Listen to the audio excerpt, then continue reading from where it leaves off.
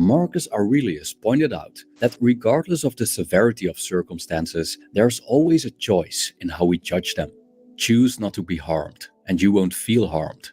Don't feel harmed, and you haven't been, he stated. Marcus' instruction sounds easy, but it's difficult to apply if we don't understand what causes us to feel harmed, and when we don't have the wisdom to make a change. Luckily, the ancient Stoics provide this wisdom. In general, the amount of suffering that humans endure depends, for the most part, on the whims of fate. But it varies per person to what degree fate affects them. The Stoics argued again and again that someone with a robust inner faculty would suffer less than someone whose emotional well-being is entirely dependent on outside circumstances. Some circumstances can be harmful to one person but don't affect another. Also, many people tend to experience certain past events as hurtful for many years, while others shake off their negative experiences and don't let the past ruin the present and future. And at least as typical are those who feel continually harmed by things that haven't even happened yet, which may sound ridiculous, but it's precisely what chronic worriers do. It's not the outside world and the events that take place in it, our bodies included, that hurt us, but our thoughts, memories, and fantasies regarding them. Thus, the key to resilience lies within the inner faculty, which is the only place of the human experience that we have complete control over. The philosophy of Stoicism concerns itself with strengthening the mind, rather than strengthening anything outside of it, which is secondary and should have as little influence on our well-being as humanly possible. But what tools does Stoicism provide for this?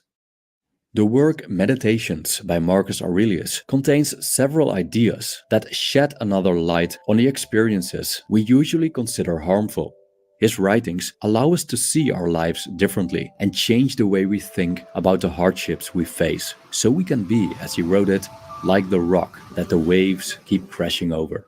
This video expands upon several passages from the Meditations that could help us feel less harmed. By the way, you'll find more Stoic wisdom in this new book, Stoicism for Inner Peace, which contains my collected works on remaining calm and focused in these challenging times. For more information, you'll find a link in the description.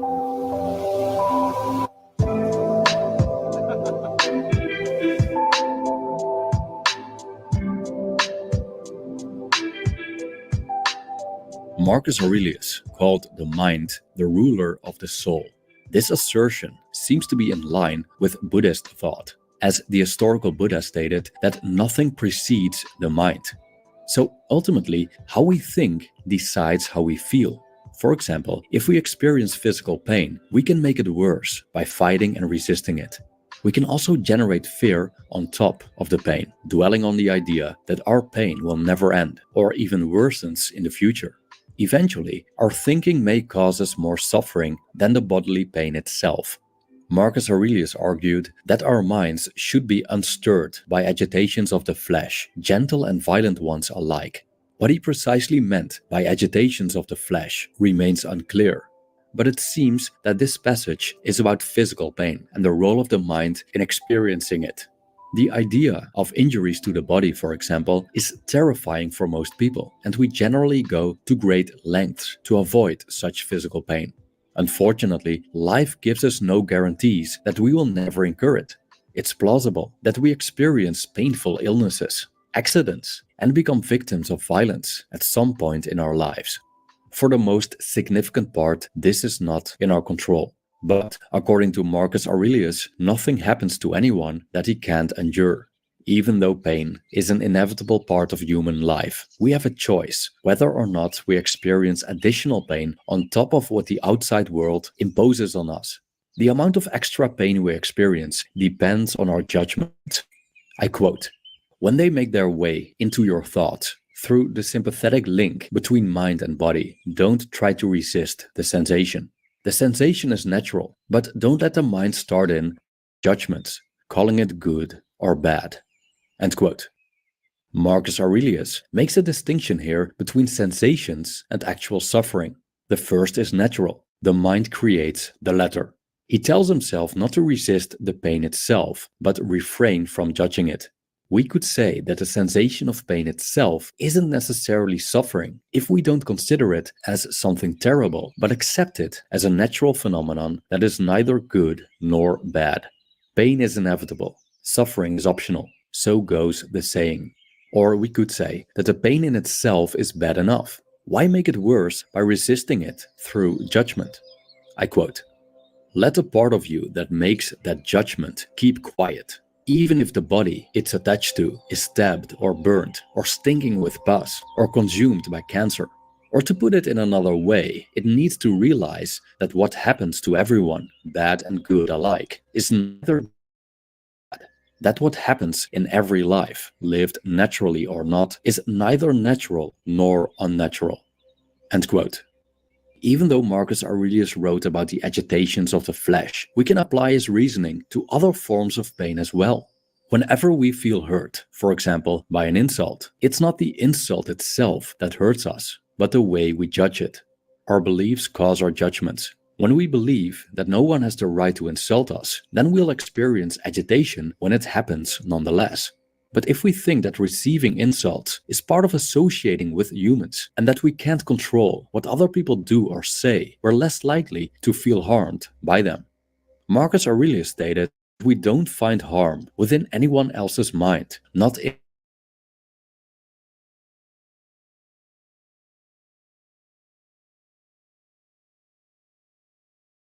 the world." Some people live in a continual conflict with the world around them. They seem to be affected by virtually everything they encounter: the news, the neighbors' affairs, and what's happening at work. Such people can't stop complaining about what's wrong with the world. And, in extreme cases, they have convinced themselves that they are better off dead than living in such a miserable place called Earth.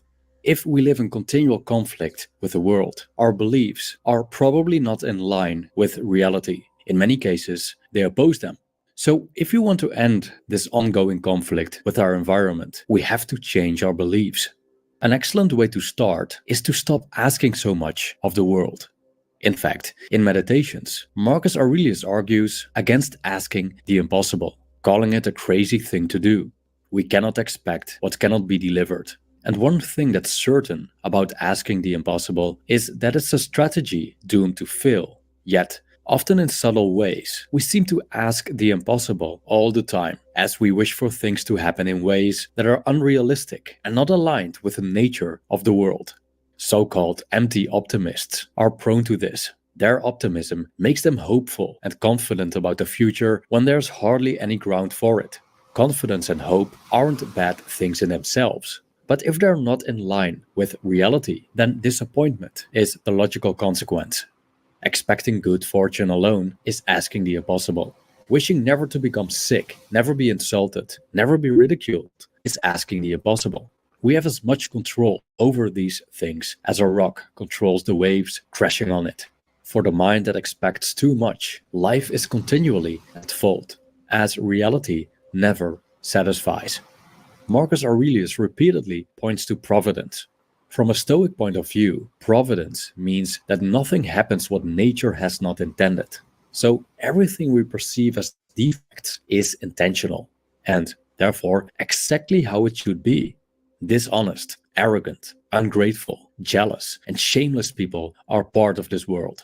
Just like vice, virtue, happiness, sadness, good and evil. Wishing otherwise would be a wish against nature itself. I quote, "When you run up against someone else's shamelessness, ask yourself this: is a world without shamelessness possible? No. Then don't ask the impossible. There have to be shameless people in the world. This is one of them. The same for someone vicious or untrustworthy or with any other defect." End quote. As long as there's life, there will be illness and death. As long as there are people, there will be those with defects. Not asking the impossible means stop trying to change the universe. We can't do it, no matter how much we try. The universe always wins. If we accept this, we'll see the value in lowering our expectations. And if we stop wanting things to happen as we wish, but wish for them to happen as they do happen, is there anything left that can harm us?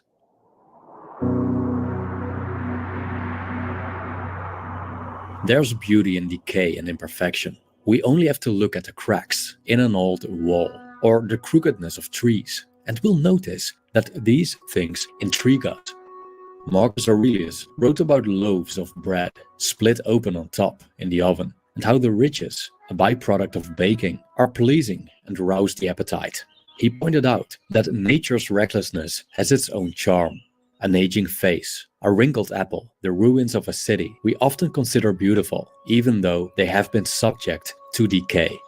I quote, "And so, if a man has a feeling for, or a deeper insight into the processes of the universe, there's hardly one but will somehow appear to present itself pleasantly to him, even among mere attendant circumstances.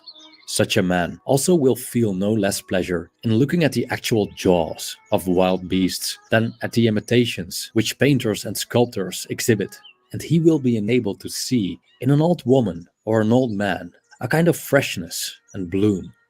End quote. So why don't we treat life's adversities the same way? Life overall has a rough side to it. Many things happen that don't resemble our expectations. For example, a fiery romance between two people may arouse fantasies of a beautiful future together, but may end up in a vale of tears instead. Or a promising career, backed up by significant experience in the field and various degrees, may come to an end because of illness. And even when our lives are without hardship and everything plays out as we had hoped for, we'll eventually end up sick and dead. So we could spend our lives resisting the ugly and be miserable when we experience it, but it's still part of the game. Oftentimes, it's adversity, not prosperity, that rouses creative people like writers, filmmakers, painters, musicians, and poets to bring about creations that attract attention. Instead of detesting adversity, we could develop an appreciation for it, like we accept the ridges as part of the bread, as much as the bread itself. The ugly always accompanies the beautiful. And if we only want the latter and detest the former, we deny nature as a whole. But if we learn to welcome misfortune as much as a stroke of luck, we're less shaken when life gives us lemons. Moreover, we can almost always find some good in the worst of circumstances. Misfortune can inspire us, remind us of our fragility, change our perspective on life, and lead us to become more compassionate to others. If we see beauty in whatever overcomes us, fate will hardly ever harm us. When our judgments work against us, we suffer. As outside circumstances are beyond our control, we add value to things that we don't have power over by judging them.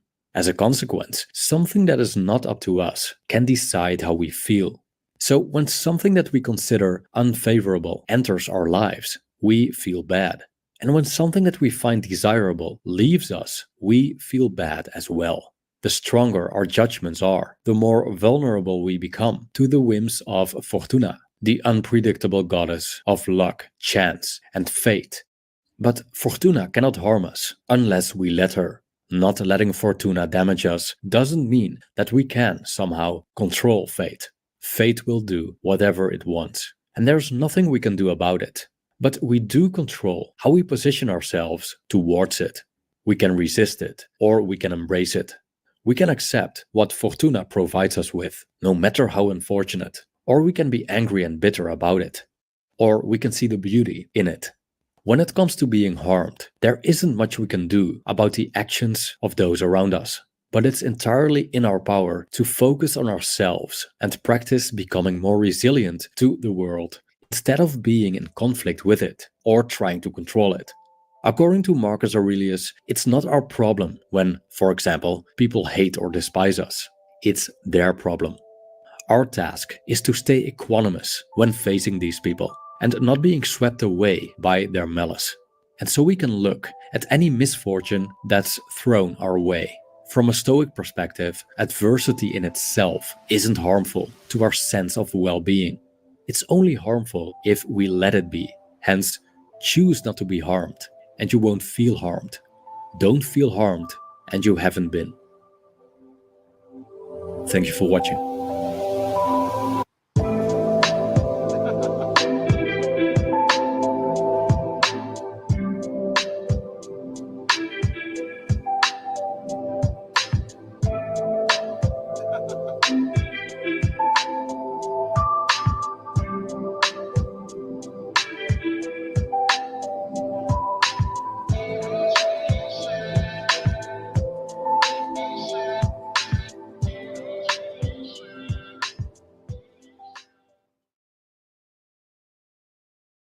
you crying? Are you crying? Are you crying? There's no crying. There's no crying in foosball. You fucking cried after 3 days in the fucking holding tank. Looked like a fucking pile of wet rags at court. You should see how I showed up to court after 3 days in the box with the light on. Please, is there anything I can do, sir? Please. Does he look like a bitch? What? Don't do this to my wife, man. You don't know what you're doing to my family, man. Does he look like a bitch? Sir, please don't make me sleep in jail tonight, sir. Please. I'm begging. We're not criminals. They're gonna make me sleep in jail. Continue. You were saying something about best intentions? Josh has never been arrested for recording. Okay, so that's him getting arrested, and then his friend here makes a phone call that I want to touch on. If you're not going to abide by the Constitution and the law of the land, then I'm not interested in speaking with you. No, they're more interested in us being searched, wearing masks, and a whole bunch of other unlawful nonsense. For safety, right? Just doing our job for safety. It's the same thing that the Nazis said. I've got one that can see. I'm the schizophrenic crazy person who's living in hallucination. This black mark, this manifestation of exaggerated delinquency has exceeded the boundaries of rational behavior within and without the legal. God damn it, Paul. That is the very basis of our freedom and way of life. Oops, that's you. Take respectability, sir. Disrespectful. Got it. I never claimed to be a likable motherfucker. You're either going to love me, respect me, fear me, but you're never really going to like me. I have rights and you have duties and obligations, sir, and you will uphold your duties and obligations today, sir. Would you like to tell me about what you believe that I have to do? It's only till you come more into yourself and higher self that you start to like me and what I do. Legal is not lawful, sir. They're not the same thing. There's a big misunderstanding in this country. That's the work we're doing now. But most people, till they come to that point, they're never going to like me. I'm not a likable person. I don't have to be. You motherfuckers who think that life's about being liked, you got a wake-up call coming. Life ain't about being likable. This is about true care/love, and this is about honorability and what's right. And oftentimes, when you truly care and you do what's right, you're unlikable by most folks. Did you not get the last 4 years simulation? You must be wearing a mask, enter. Sure, that's policy. When I was standing on what's right and the law and the mask and all the rest of it, everyone said I was unlikable. We do not need to leave, ma'am. You have no authority here, ma'am. One thing they can't say now, fast forward, is that I wasn't love-able or respect-able. We're not here to tear anyone down. We're here to provide a platform for all men and women who care about this country and the rights of this country and the spiritual principles and philosophy behind this country. It was only because I love the truth and myself and my fellow man that I was able to respect that truth and to hold it in high regard and not fold to a system that seeks to take our fucking soul. I'm on foundational principles here. I'm flagging online. Not gang-related, God-related, quote-unquote. We need men who do what's true and what's right regardless of the outcome. We need women who foster that their men do what's true and what's right regardless of outcome. Stop this nice, kind, polite, fake-ass shit. It's going nowhere. I'd rather you say what you really think and feel, and I'd rather you hold us all accountable. Yeah, what's up? We're fellow man and woman. What are we about? Where are we going? Where do we come from? What's the play? What's the move?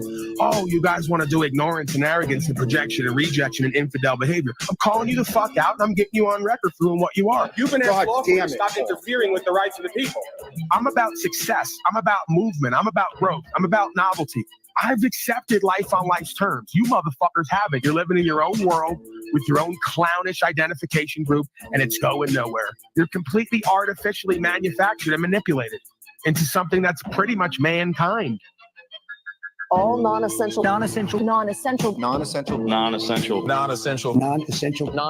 businesses will be asked to close.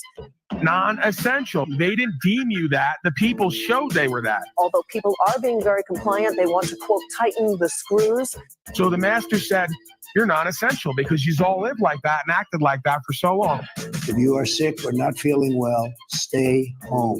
The more we shut up and go along to get along, the more they're going to keep tightening the noose to the point where you're going to wake up at some point one day and have little to no options. Why live like that?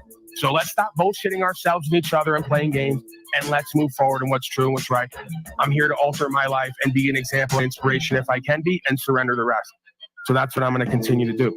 Do you want to do what I've done for the right reasons and end up potentially where I end up? Or do you want to live on your fucking knees and be a pet fucking slave for the rest of your life? I'm done.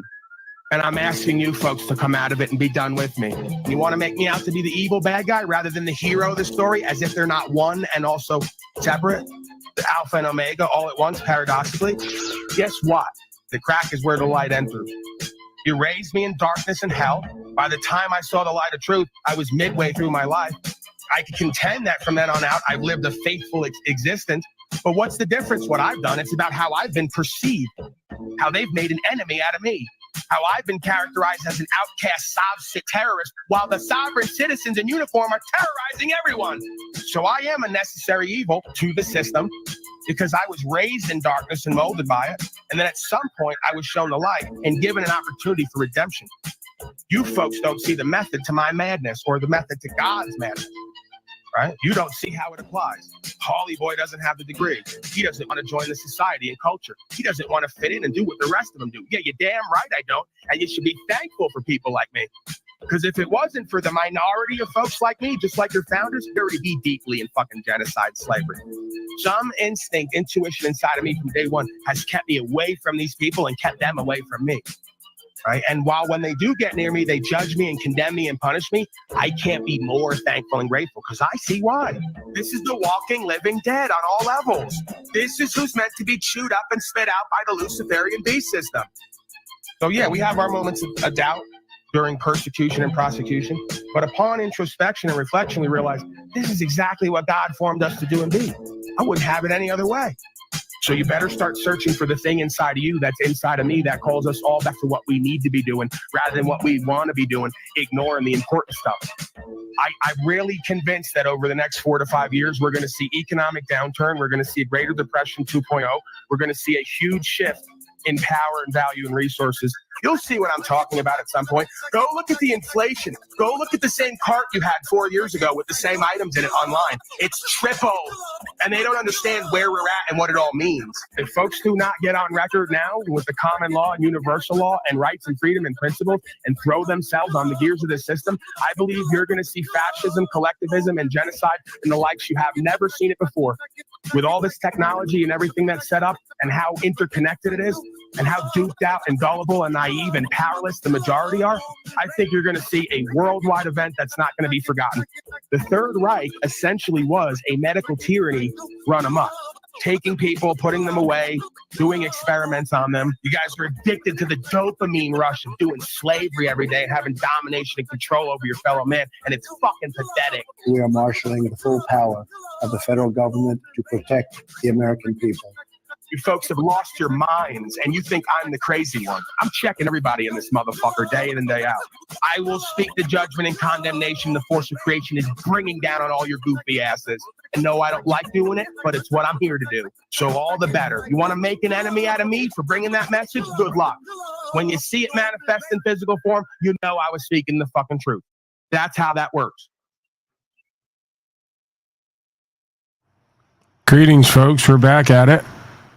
I'm not going to spend too much time on it, but it's rather obvious. Just to put it on record. Let's see here. Let's see. Just put it on record, and at some point, if we ever, get settled here, because I'm fighting against the elements. Not fighting, I'm having to work with the elements. And get electricity and everything going. Learning wiring, learning a bunch of stuff. Let's see here. I got the algorithmic stats here. I just looked at them before. I want the page with the new viewers. Let's see here. It's terrible on this side. Let's see. All right. It's kind of difficult here. Okay, let me see. I'm going to do it this way. Oh, man. You know what? I'm going to do it on my phone. Fuck it. And then I'm going to move on with it because it is what it is, right? I'm not complaining necessarily. It does get a bit frustrating, but I want to give you guys a look at, how this works. And again, for you folks who've been here, you've seen it firsthand. And I got some kid on Facebook, Slave Book, as I affectionately call it. he's shocked because it's starting to happen to him, and he's got, you know, a good number of folks. And I've been telling you other folks, right, who don't seem to care. You know, many of you are just in your own world, in your own lane, and that's fine. I'm not down on that. But you don't seem to realize that the truth, mainly because most folks are not living it, or because it's censored and shadow banned, as they say. So I'm going to go to analytics here. And I'm going to show you the chart, right? So there's the chart. And that's exactly what it looked like on the first channel, where we switched to the new format, right? And you see this peak here, 139,000. Every day after, we've just kind of done a bouncing motion, right? Just kind of done a bouncing motion. And then you'll see if they continue it, it'll just settle right around the 0 mark. So, you know, that's pretty much what you're looking at on the first channel, where I had the 22,000 subscribers, right? And then over the course of weeks or months, it just kind of did that bouncing motion and settled. And I was never given access to the algorithm again and to get new people. Okay. So that's not a coincidence. We saw the numbers. I was averaging 200 to 300 to 500 live viewers every night. Half of those being new viewers, folks who I hadn't seen in a while showing up because they were given notifications for the first time in who knows how long. So that's exactly what it looks like. And if you fast forward, right, if you look when I restream on the 22,000 subscriber channel, Paul and Slave, I can't get over 10 to 15 live viewers. So there's no way out of 22,000 organic subscribers can I only get 10 to 15 live viewers. And it's not because everybody just thinks I'm such an asshole. That's not how the internet works. Turns out the biggest assholes actually usually do the best, unless you're talking certain truths and, more importantly, living it. See, they're not interested, right? Let me give you the key. They're not interested if you talk truth. A lot of you slaves. I saw Brian O'Shea. Clap it up for Brian O'Shea. That's where I need to have a producer to hit the audience button, right? Or I could have been on it if I thought this out, but I don't. I just kind of wing it, and then whatever's kind of been going on lately, you know, that's in my beingness I bring up. I saw Brian O'Shea with the Rose Creature, Rose 77, Crow 77, you know, over there embarrassing themselves. And here's where I do what I do best. So strap in, because I'm going to do it again. Who knows if I'll ever stop till I'm dead. You folks wanted to say, quote, that the most important thing in life, and I love when you guys say this because you're so full of shit, right, is really the reality. Sorry for having to be that guy at the party where you guys all want to do the schmoozing. You know, this is universal schmoozing motion, right? All the inauthentic corporate males and females want to fake it till they make it and schmooze with everybody. The most important thing in life is helping other people. Is it really? Who are you helping, by the way? Number one, okay, I'll accept that. You guys are so empathic and empathetic. You just live to serve and help other people, right? I'm sure. Who are you helping exactly? Right? Like now with those folks, I'll give the devil its due. And again, there's a devil inside of everybody. Don't act like I'm saying I'm the second coming of Christ. Beyond the fact that we're all Christed, in the sense that if you cultivate discernment and you gather understanding through experience, you will co-create an experience that is way better in certain ways than it used to be. It's called God embracing you because you decided to help your fucking self. You know how you help yourself the most? By being a good fucking person. Scratch that. A great fucking person. Because you got a lot of folks running around here. And again, we can argue over good and great and the difference. A lot of folks say, like my father, he's a good guy. Is he really? He votes for a master. Okay. He shacks up with an inauthentic corporate female with no values and principles. He's chasing goofy pussy on the side and not even keeping it real with his woman. Is he really a good guy? And he's damn sure ain't great. Goes to a daddy boss every day to ask him what he's going to do and be for the rest of his life, for a pension, to give a third to U.S. corporation, to fuck everybody. Is he really good? Is he really great?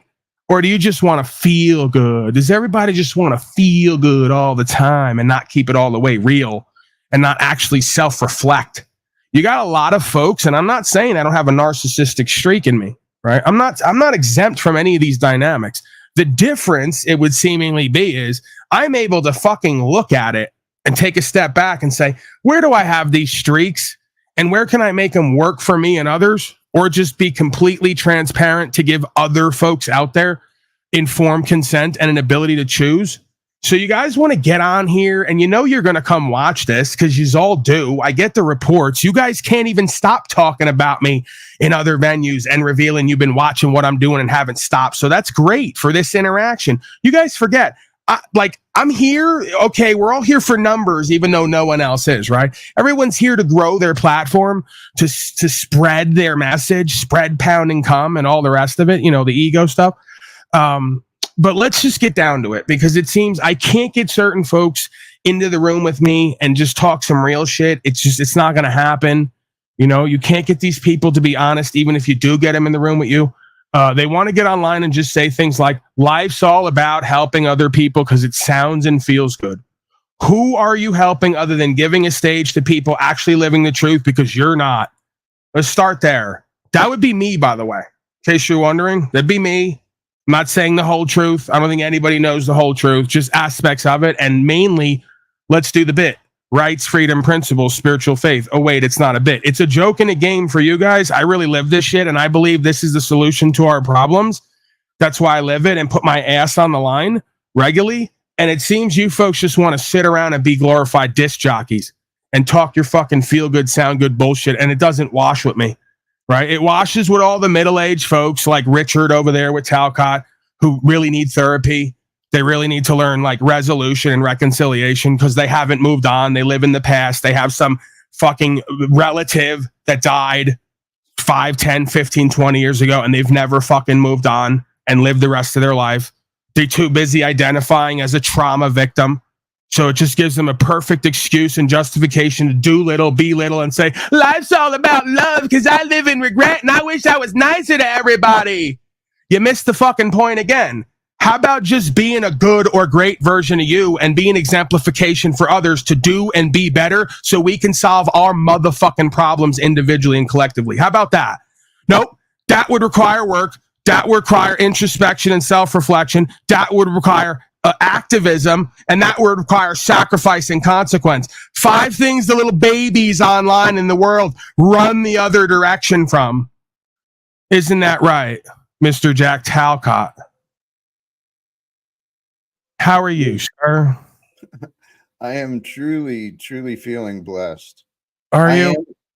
Well, I'm streaming and restreaming, and I saw you were live. It's been a while. It's been a while because every time you come here, you, as you say, learn how to play the game. But when I come over there, you throw me out, you talk over me, and you play power games with me. Don't you think that's kind of duplicitous? You could take it that way, but... I know, because you're never going to be accountable. You're exactly the type of person I was just speaking about, quite frankly. Well, I disagree. Because I don't, because as soon as I try to hold you accountable, you're going to run out the door at some point and say, I'm not into doing this. I have better places to be, alone with yourself and nobody wanting to be around you. And you're going to run off and come back and do the same fucking thing you always do the next day. No, that's why I'm here now. So okay. Then I'll have faith in. My mistake. Instead of seeing it as duplicitous, realize my perspective is 2 different purposes. On my stream, I have a purpose, my topic, my goals, my vision. Here, I'm here to support you. I'm here to be entertained and to share where I can share and just to help you shine. It's a different purpose for me. Okay, I accept that as you saying that, and then I'm gonna accept whatever you say to me as what your perspective is and not call you a liar. Then I'm going to give you my perspective, and you cannot call me a liar because I really believe this. And then we can decide at some point who's the most delusional. Come on down. We're going to play who's the most delusional. It's a toss-up between us, right? Well, so there's Tommy, too. He's in the mix. He's in the running. Absolutely. Let's just be real about it. He says he's rich, but can't afford to pay rent. Says he's going to be homeless soon. Can't afford his dog's medication. I could go on. Another guy, broken poor. Another guy, using and abusing. Another guy, desperate for fame while he downplays it because he's a loser, failure like Slow State and the rest of them. Don't you understand that I am you guys? Don't you guys all understand I am you on some level? I've just recognized and resolved on some level, and you've yet to do that. Well, we all are. And yes, brother, the reason I brought Tommy up, that's part of the reason I started streaming, because he's got a stream going about me. I'm blocked in his chat. I'm blocked in your chat. I can't really hang out and socialize in chat where I want to hang out. Right. But the reality of it is that the internet, unless you're like Keith, Mr. Wizard over there, who's embarrassing and pathetic to the point his woman, because they're not allowed to have women. They're allowed to have one woman, okay, that they devote everything to, that gives that woman a high until they don't get high anymore, and then they get abused and disrespected. And that's exactly what happens. So I'm not interested in codependent, lazy, procrastinating, childlike people who want to pretend that making a fucking living is not what they're on this land for on some level. Because if you ain't going to build it and you ain't going to grow it, then you got to pay for it. And if you don't have the same amount coming in that you have going out, you got a problem in your life, right? That's the reality of it. I don't mean to explain finance to 65 fucking year old people, but apparently this is where we're at with the fake yawn, right? So you can fake yawn your ass right the fuck out of here. I'm not interested in your egotistical bullshit. If that's what you're going to do, right? Not interested in it. It's bizarre. It's disconcerting. Even this look you're giving right now, bizarre and disconcerting. It's almost like you just passed into another world in front of me. Like, did you just, what are you shocked? You shocked that we have the same rap going on here that I've given you 1,000 fucking times at this point? That the majority of you guys are an embarrassment to me?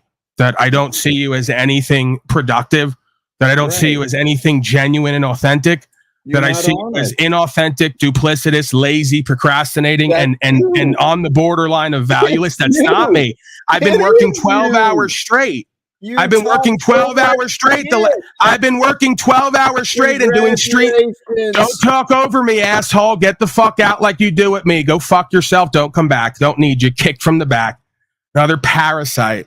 They want to come here and act like they're here to love me and hang out with me. They're here to use me. And when they're not here to use me and I'm over at their area, they're here to abuse me. And when they can't get the fucking numbers and the money and all the rest of it, they turn on me and start making false narratives to their shitty little audience who's pathetic and embarrassing failures like them. How dare you try to tell me at this time I'm procrastinating and lazy? I know it because I know me. I know you. It's in me. And I do everything I can day to day to work out of it or to resist it or to transmute it and transcend it. I've been working 10 to 12 hour days and doing broadcasts at the end of the day in 115 degree heat, trying to get a fucking community together over here and be self-sustainable and sufficient. So you can go fuck yourself because you're not willing to work the field, as you say. You don't want to grow anything because you're too important for that. You're more interested in becoming some enlightened guru, love guru online like Mike Myers, some douchebag claiming enlightenment through false love, when you have nothing to show for a life and a lifestyle that's redeemable or resolved. So you could take your fucking goofy ass somewhere else because I'm about done with you. I'm done with you, Slow State. I'm done with fucking Keith, the loser. Okay. Another guy who can't rub two fucking nickels together if he needed to, wants to tell me about he's above the cost of living. You lying ass, bitch ass motherfucker. Go tell me and Jennifer that over the last few days, what we've had to put into this place to get it going. And you fucking lazy motherfuckers won't even build nothing. You won't buy nothing or build nothing. And then you wonder why you ain't got no fucking community around you because you're loser failures and the community can't use you. God can't use you. The community can't use you because you're interested in using everyone else instead of using your life to better yourself and by proxy the people around you. Okay? Just like I'll now retransition back to what I was talking about because it all applies. It's all the same. Crow 77 Rose and the rest of you. You don't stand for rights. You don't stand for principles. You don't uphold freedoms and the law. You're not willing to sacrifice and deal with consequences. You're lazy and procrastinating. You won't put the time and energy in, and you all squander the little bit of fucking fiat you get trying to live some fucking lifestyles of a broken infamous. Okay? It's beyond embarrassing. Do I have to fucking, you know, and the sad part is, for some of you who actually get to some damn fiat worth talking about, you squander it on because I did the Broken Infamous bit. I was going to play the song and do Lifestyles of the Broken Infamous, but fuck it, I'm not even in the mood. You know, I'm really not. You want to trick off thousands of dollars at a time, jet setting and doing streams from other fucking islands and all the other garbage. Give me a fucking break, you loser failures. Your whole fucking land and economy, your whole slave system and economy is in complete depression and inflation at this point. Have you not noticed that used to be fast food was fast and cheap. Now it's slow and expensive. Has anyone noticed? Do I have to do the East Coast We're on the Block now complainer stream to remind everyone of what world they're in? I'm going out with Jennifer lately, you know, because I like to eat at home and not eat this toxified crap. But when I'm on the road or I'm running back and forth all day, I wind up eating fast food 2-3 meals a day. Every fucking thing's a $20 bill at this point, $30 bill for one person. Every interaction, doesn't matter where you go. And the jerk-offs are still tricking off their fiat, not seeing the long-term game here. Meanwhile, I'm out here trying to build a fucking community. This is where we're at. The slaves are going to sit in their fucking boxes, in their condos, paying rent, deeply in debt. Inflation's going through the roof. The Bitcoin situation's obviously fucking gamed and manipulated. It's an obvious setup. They won't listen to me. They won't do anything else. And they have the balls to come online and tell us all about how philanthropic they are. Are you kidding me? You sound just like your fucking masters. It's incredible. Step back from what you're doing, children. Let me lower this because I'm screaming again. What else is new? I don't want to hurt Mr. Cleveland and the M. Davises. They're black. They're used to screaming and yelling in the household. It's what makes them feel comfortable. But I don't want to hurt their ears. You realize that all of you emulate your fucking masters and it's beyond embarrassing and pathetic while you claim to be truthers? You trick off everything that you got trying to live in and of the world and look like you're somebody and live in some lifestyle. You do nothing on the ground to help yourself and help others actually create community. It's all about an appearance and a facade. Then you want to masquerade out in public as philanthropic, loving, caring, empathetic people, while you're obviously narcissistic and only self-motivated to get, keep, and have shit here in this realm. You ain't motivated to really serve. Who are you kidding? Did you look at the story of the Christed being in scripture? Serving meant actually being active and going to a box or being killed for what's right 9 out of 10 times. You're not only not doing that, you're doing the antithesis of it while pretending to do that. All blasphemous, all hypocritical, all Babylonian scum. And it's a shame because I have love for you. I believe some of you, if not a lot of you, have love for me or a certain respect for certain things we have between each other, but we can never go all the way with it. I can never take a majority of these relationships with these motherfuckers, men and women, to the next level because we can't become kindred spirits because they won't live right. They won't do what they need to do. Brian O'Shea was over there now because he's walking the walk on some level and he sees how it feels to go to the box and come out and also not and ride around, have him behind you, have him go around. He's got it in his blood now. He sees what it's going to take. And there's nothing like that. There's nothing like living free, you bitch ass motherfuckers. You never know it till you've done it. So they want to sit over there and give the quotes, right? And Brian O'Shea had to quote him because Crow 77 said, I take my plates off and be free and ride around free, but I know I'll have to get arrested and go to jail. Yeah, bitch ass motherfucker. That's what it takes as a man to secure your rights and freedom here. Are you really this fucking dense? Did you guys not study history? Did you not read the founders' writings? No, apparently you didn't, or you're just too cowardly to become that. And that's our fucking problem here. We got a dearth is the word, a dearth of men. We got a bunch of inauthentic corporate males, and we got very few men who are honor-able, principled, and presentable, and it's a fucking problem. And an even bigger problem is, like you males, you got some bitch with the biggest fucking mouth doing the least from a wheelchair, talking the most. Shut the fuck up, sit back, and let the men do what they need to do. If not, then fulfill the Hopi prophecy. There's going to come a time with the cobwebs in the sky where the women will do what the men will not. Let's go, bitch. Stand for rights, freedom, principles, and spiritual faith, or shut the fuck up and stop talking, because we're not interested in your flat earth number counting bullshit over here on this side. It don't mean nothing. It don't amount to a hill of beans. Your masters are fucking laughing and giggling at you while they're cutting you a check, because they know where your ass is going, the same place we're all going, and you ain't doing nothing to change anything about it while claiming to be philanthropic. It's beyond hypocritical and blasphemous. Sound good, feel good bullshit. You guys are so lucky, some of you, that I came into this fucking room to light it the fuck up with the absolute truth as far as I can see it. You make the decision for yourself. I don't want to speak like I'm too egotistical and prideful, and I wasn't shadow banned too either, right? Where's the rest of you? This is what I love. They let me in the room and then they all go, Paulie's a truther. He's like us. He's a hero and a leader, till I call you out and hold you accountable, till they shadow ban me. Where you at? Where's all the truthers at with the support, right? You's all sat back and watched me do 150,000 views, that then went to 70, that then went to 50, that then went to 20, that then went to 3,000, that then went to 2,000. We'll see what we do tonight. Okay? But where the fuck are you bitch-ass motherfuckers going to be at on the ground when I go to the box, and where you going to be at on the metaverse when I'm in this fucking box? Nowhere's the answer. You guys are flashes in the pan. Let Paulie on once in a while and talk to him for an hour so we can keep him off our back. Right. But you ain't really going to stand for nothing. You ain't going to put your fucking channels and your livelihood on the line fucking with the white gorilla, so to speak. No, you're too important. You got too many bills, right? You got too much debt, right? All the acolytes, all the politicos, all the in the world and of it folks, right? At the garden party, they're at the truth and guarding party, and they're going to discuss Paulie boy. Won't do what the fuck he does, because they're not up to it.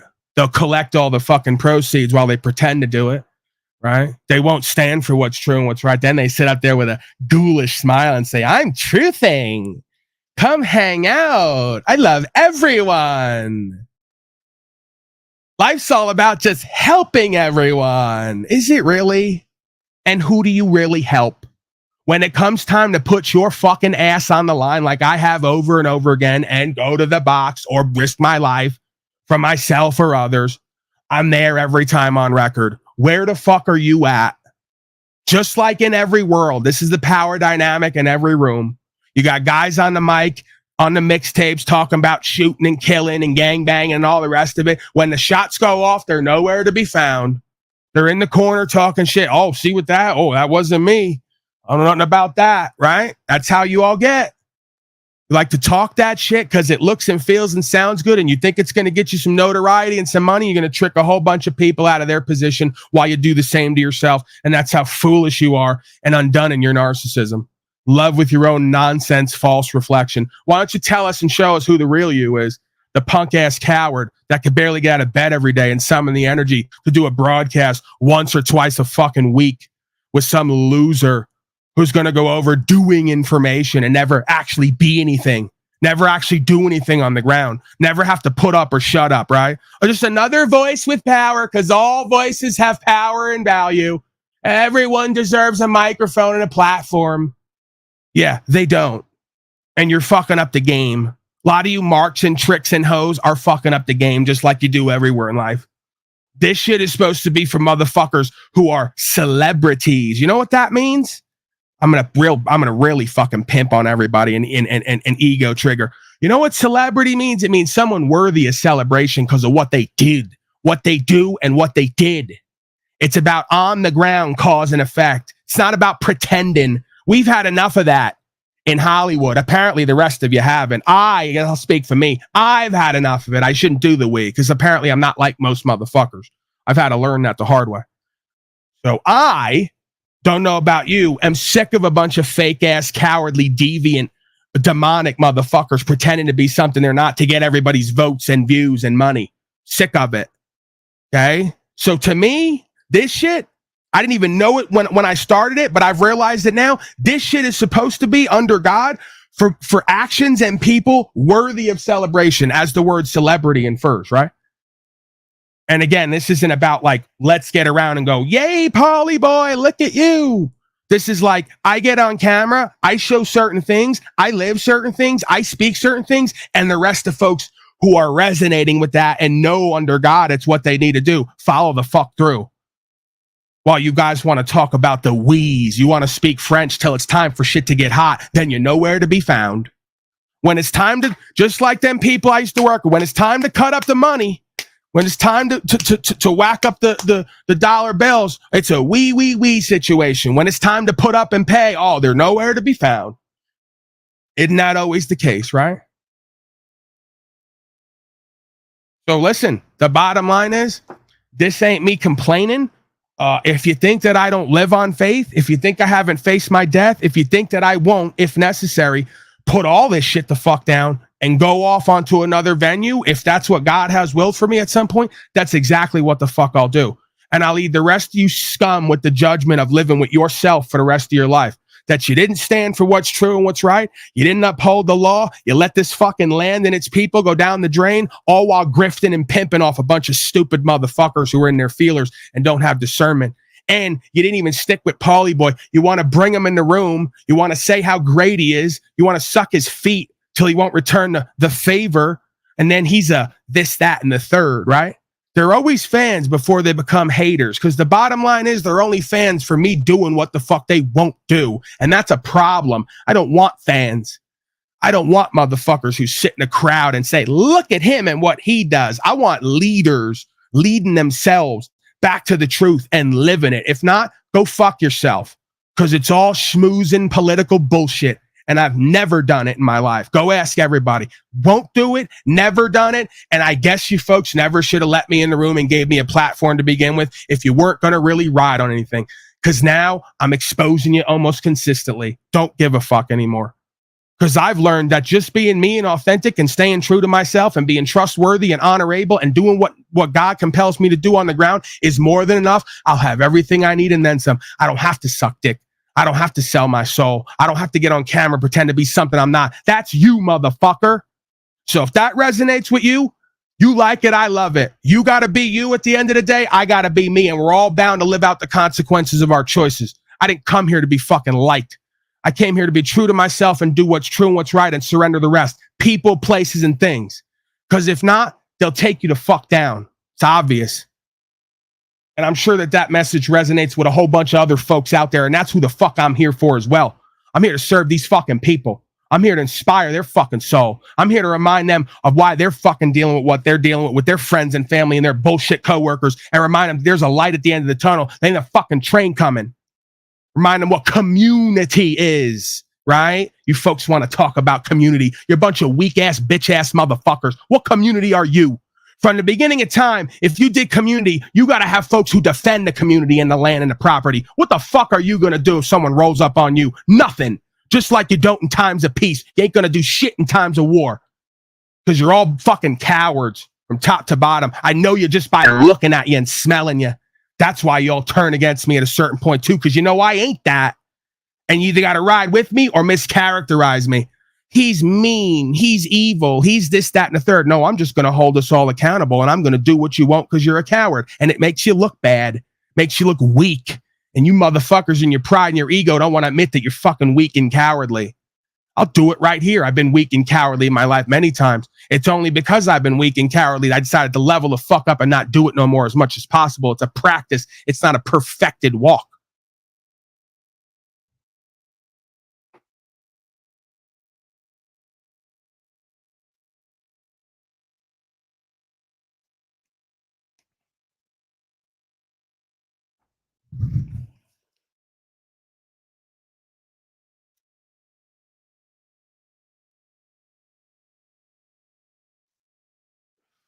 Where's the Castro's bitch ass at? $2-3 million condos, hundreds of $1,000s on attorneys. You motherfuckers make me sick. Bitch ass slaves. I love to bring you out in this fucking heat for a week or two. Work your ass to the bone. Let's see you cry like you did at court. Weak ass, bitch ass motherfucker. Weak people create hard times. That's why the fuck we're in the world we're in. I'm surrounded by bitch ass, weak ass motherfuckers with no discernment. Beyond embarrassing and pathetic. Sorry, your daddy never fucking sat you down and told you like he should have. That's the bottom line, too. You come from a weak-ass lineage. You come from a bunch of weak-ass motherfuckers who never done and been shit, and their daddy and their pappy and grandpappy was all a fucking cowardly slave that followed the sheep in front of them. That's our fucking problem. Got watered down fucking genetics. You know, my uncle who died recently, I got to give it to him. I realized today when I got that Trump fucking thumbnail, when they put my face with Trump with his hair, he has kind of a similar hair part on the Italians. I look just like him. It's uncanny. It's incredible. I never saw the resemblance till today, and it fucking shocked me. It hit me. He just died recently, and I realized we got the same spirit. You know, there was a part of us where he never got out of it, the self-hatred. You know, he was never able to transition to the self-care. They made him hate himself for his whole life after a certain point. The nuns at school beat him. You know, the family in certain ways outcast him. You know, I know the walk. I know the walk, and he never came back from it, you know. But he had a fucking warrior spirit. He wasn't going to let anyone tell him what the fuck to do. You try to put your hands on him or get near him or even tell him what to do, and he's going to tell you what's going to happen, you know. And we could say everything about ego and pride and bravado. That's one thing. It's another thing to say this far and no further because I'm going to stand on something. You got to have a warrior spirit in this life. And you got a lot of folks who are born to be warriors here. What I'm talking about, right? If you really wanted me to be honorable and equitable as much as I could be, and at the core of my heart being this, to Castro and Crow and all these folks, they're born to be warriors, just like the pathetic warrior, okay? Just like the pathetic warrior. A lot of these folks are born to be warriors, and they're just fucking too cowardly and disingenuous to go to the next level and become what the fuck they need to be because they lack faith. They need to have an out-of-body experience, right? That's the bottom line. I don't know what the fuck that movement is, but it's pissing me the fuck off. They need to have a out-of-the-body experience. I think there's a creature tearing at something over there outside. It might be the dog. It's extremely distracting. Yeah, at the core of these folks' spirit that they want to do these certain things, they know they need to do it, but the fear is in the way, you know, and that's all I'm trying to pull out of them. I'm trying to call them back to like a drill sergeant would. I'm trying to get into their spirit and remind them of who and what they were meant to be and born to be before this system and their family and their friends and all the rest of it help them to break their spirit, to disempower themselves, right? And no, I'm not talking about doing violence. I've never promoted that. You don't see me do that, okay? So we need to steel ourselves. We need to have a resiliency, right? We need to be resolute and resilient. And we need to, and again, I'm doing the we need to, right? I'm speaking about me at that point because I don't get to tell anybody else what they get to do here, right? I can speak on what I see and what I believe it to be and maybe what I believe it should be. But at the end of the day, I don't get to tell anybody what they should be and do here.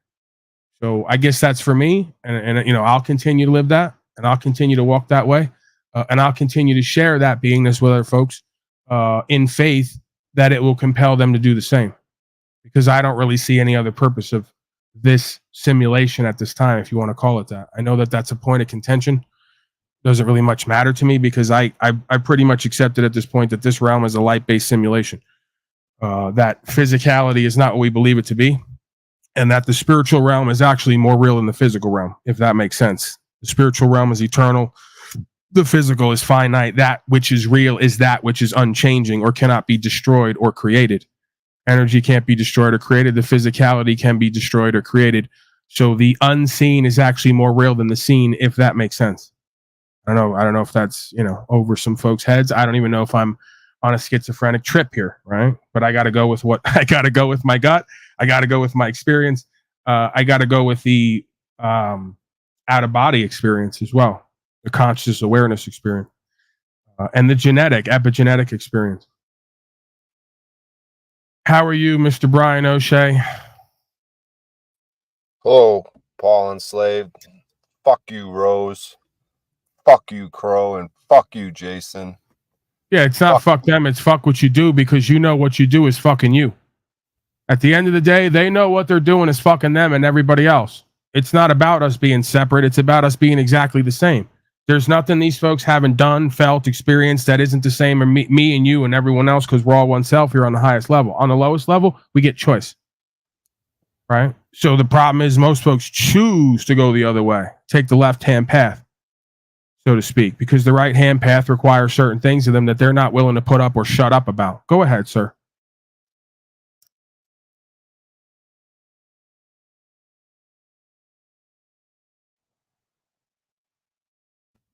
Yeah, absolutely, man. You're fucking on fire. Nah, yeah, because I am these people, dude, and I cycle between my bullshit too, but I'm fucking realizing today, dude, I'm just stacking cash. It's like, dude, I should have like tens of fucking thousands of dollars. Dude, I should have fucking tons of fucking cash. I have no fucking bills, dude. Like, what, like, right, but the issue is establishing a habit that leads to success. That's why I say this broadcast to me is a non-negotiable, because I've seen certain value for myself in various ways come through. So I'm going to stick with that, right? This is the problem of our entitlement culture at this point. You got a lot of weak, lazy, procrastinating folks who want to live like children, and they want to live in entitlement. The reality of it is, everything you see right now, you want to ride up Route 66? We can talk about 66 and all the rest of it, how it's coincidental. You want to ride up and down there? All the technology motherfuckers are using had to be dug out of the fucking ground by people with black faces. And no, I don't mean necessarily black skin. I mean sitting in the fucking charcoal for 10, 12 hours a day in a fucking hole. Half of them probably dying from collapses and inhalations and all the rest of it. These folks want to sit around in a fucking air and heat regulated box and go to their weak ass job every day and sit in front of a desk, talk to other weak ass fucking slaves. That's why we're experiencing hard times. Every fucking thing I buy at this point, I got to take back, or I have to look into altering it to get it to work as advertised. You know, it's not my delusion. You know, it's not my projection. We're seeing the downfall and the failure of society from weak ass, incompetent, incapable motherfuckers who just don't care anymore. That's the bottom line. They just don't care anymore. The drugs work, Brian O'Shea. Whatever the fuck they put in the air and the food and the water. I'm here with other folks and we're like, oh my God, can you imagine? And they're like, yeah, let's sit home. Let's bullshit ourselves and each other. Let's make up delusions about how it's all going to get better, love and light, before going through pain and suffering. We don't have to do or be anything. Just complete blind faith. You know, it's the drugs have completely ossified the brains and the hearts of these folks. It's completely broken their brain and their heart to the point where they just don't care anymore. They either can't compute what's happening and what needs to happen in every situation, every venue. That's called being competent and capable, right? Understanding what needs to happen in every fucking aspect and venue of your life. You just can't do it. This must be what it's like when you're one of the last few genetically who the programming didn't take. And you're now like Roddy Piper in that movie where you're the glasses on and you can see and you realize you're surrounded by monsters and slaves, robots, Matrix all over again, Mr. Smith everywhere, just apathetic, doesn't care, dark side of the force, pretending they're doing something for good while trying to bring in, whether they know it or not, the kingdom of Shaitan all around them. Bunch of yappers. Speaking it in, right? They're all, do you notice how they're all at this time? It's so amazing. It's biblical. Do you notice how they're all getting on the same cope train? And then they're doing the projection that I'm just evil and mean. And I'm like, I'm delusional and manic. He's up there doing fear porn. He's hollering from the mountaintop. I go, yeah. I go, do you think we're not going to do greater? Hopefully we don't. You guys will be right. And I'll be the crazy person who will figure out how to be debt-free and self-sustainable. Wow. I'm really going to lose on that bet either way, huh? You know? It's like they're all adopting this love rap at this time. Love is all you need. It's purely biblical Shaitan. They don't even understand. Like there's some of us going, oh my God, build the boat. The flood is coming. Get the animals in, right? Get ready. Like Noah with the ark in the desert. Everyone laughed at him, said he was crazy and manic till the rains came and didn't stop. This is biblical perspective and prophecy just unfolding over and over again in a light-based simulation, running a program. And they're all now not doing anything, not getting the animals, not building the boat. They're not even aware the storm's coming. They yell it out to say QAnon, but they're not aware that lingo's coming. That lingo is being used right now to make you guys aware of the same dynamic of the Noah storm and flood. and some folks building a citizenship for themselves to sail on the waters, right? Either of commerce or consciousness and awareness, the flow, right? The current sea. While the rest of you folks go, storm coming, and go back to your job and pay another 20 years on a loan for something you're never going to own. You're fucking retarded. They're a bunch of retarded people, Brian O'Shea, and they're all yelling the same cope now, all of a sudden. And then they want to be half religious, too. Like, we're starting to maybe believe that God is a real thing, maybe, and it's all about love. Come hug me. They want to do a cuddle puddle. It's like, no, really get real with yourself and each other. Really look around at cause and effect. Really understand faith without works is death and death worshiping. The same fucking loser, failure, lazy, procrastinating hippies and collectivists, communists essentially, who want to go to these freedom events and take fucking acid and mushrooms and not do and be anything and just fuck in threesomes and foursomes. I go, I get it, but I don't. I go, don't you guys see? This is going to be the bane of our existence. If you can't channel whatever that spirit and that energy is over here to do these things, and you want to channel it over here to drugs and alcohol and fucking bozos, you got a problem. You haven't grown the fuck up yet on some level. I get it, but I don't get it. And it's like, and it never goes well. It never goes anywhere. They're all broke half the time. You ask them, hey, you want to get some property and get a well and get the, we don't have nothing. We're not subject to the cost of living. I go, what are you guys doing? How is this happening? I go, is their program a PPP loan? A pathetic, putrid, peasant loan? PPP, pathetic, putrid peasant loan? Or something that you all got that I'm not aware of? They don't want to work anywhere and save and reinvest. They don't want to get land somehow. They don't want to adversely repossess the home that's abandoned and then build it up and grow it. They don't want to do anything. It's incredible. We're seeing the Leninist, Stalinist completion. This generation, I'm only 35, and it's Talcott. It's like some of them are 50 and 60. So now I've never seen anything like. Maybe the internet is where they collect and gather, is what it is. I'm now seeing folks from like 20 to 60 who go, we're just not going to work. We're not going to pay any bills. We're going to sit around and live off other people, and Bitcoin's going to save us. And Klaus Schwab's Great Reset. And I go, oh my God, the mind and heart control's complete. It's absolutely complete. And then I wonder, is this just a minority that collects here? No, it's not. No, it's not. The majority has some or all of these extremist qualities from people who collect here. I looked it up just yesterday. The average American, apparently, and you could tell me in the audience if there's maybe the audience. We have to do a double blind survey, because if you survey this audience, we may find a pattern here one way or the other, and then if we survey the public, a different pattern, then a third pattern, triple blind. They say the average American can't cover a $500 to $5,000 emergency. And I go, what are you guys doing? Wow. And then you meet them and they got BMWs. Every other jerk off has a BMW, i4, 3, 2, whatever the fuck it is.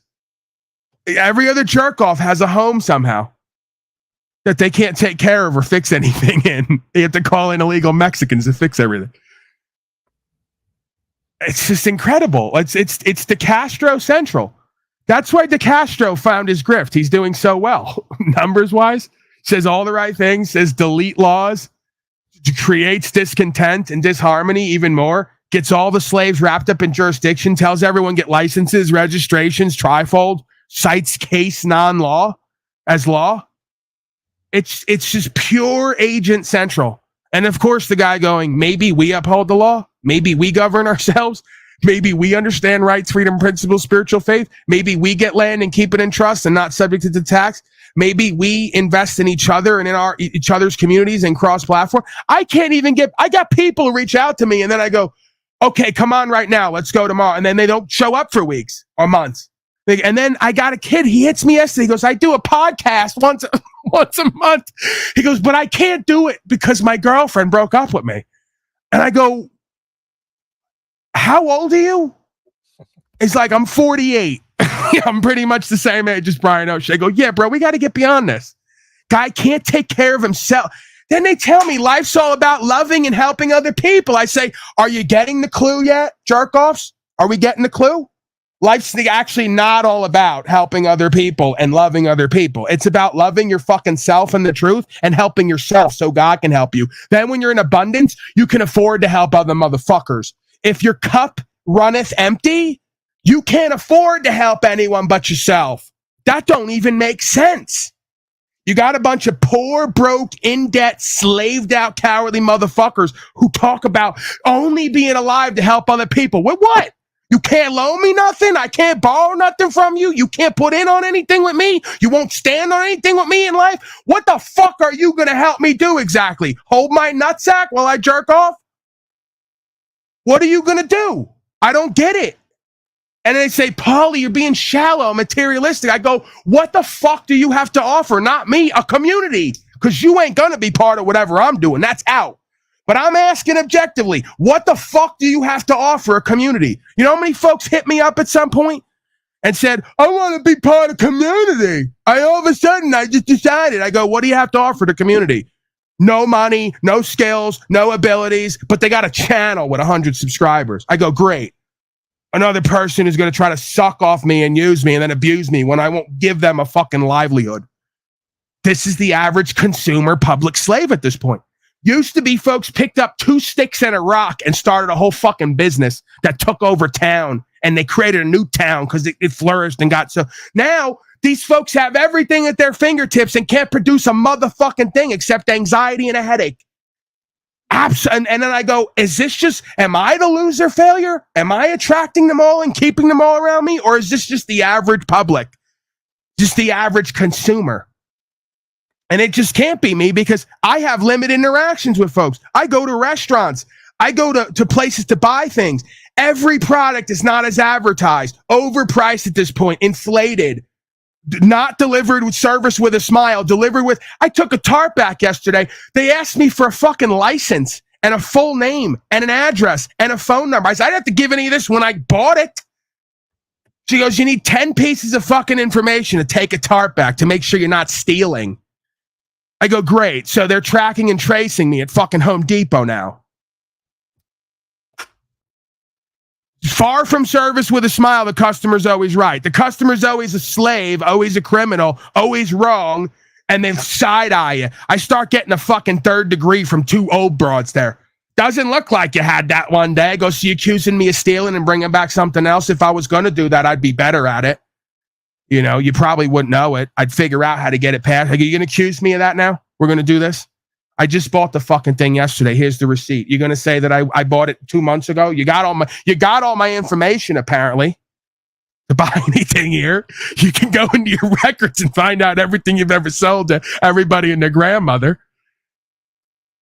Then she gets on the thing. Do we return tops? She starts. They all have communication device, but can't communicate. This is the most fascinating thing in the new world. Every one of them has a clip-on device that they talk to some mysterious person. You never see them. Some supervisor, right? But none of them can communicate, but they have communication devices. Completely like robot Android world. She goes, right away. I go, now I got to check these old hoes in front of everybody, right? Because I go, listen, don't even, I grabbed the thing. I said, listen, I didn't really grab the thing, obviously. But I told her, I said, don't even talk into that. As soon as I seen her grab the thing and say, I go, I'm going to stop you. Don't even say another word into that microphone. Because I already asked the other chubby broad here yesterday, can I take this back if anything's wrong with it? She already told me yes. And while I'll get her out here, she's going to have to pay for this. It's on her now. I already asked ahead of time. Don't tell me yeah. And then we take it back and then you're taking this the fuck back. Then I open it up. I say, look at this cheap piece of shit. I said, look at the tag right here. Made in India.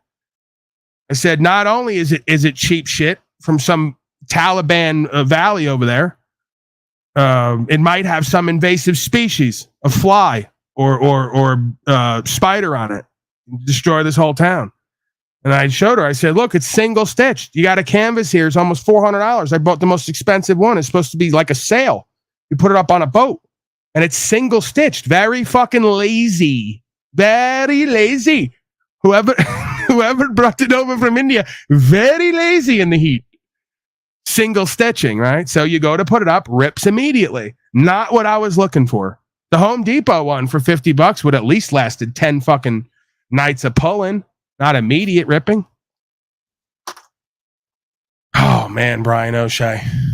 I didn't want to complain today, and I'm fucking complaining indirectly. I'm not complaining. I'm pointing out how this is I'm inspiring folks.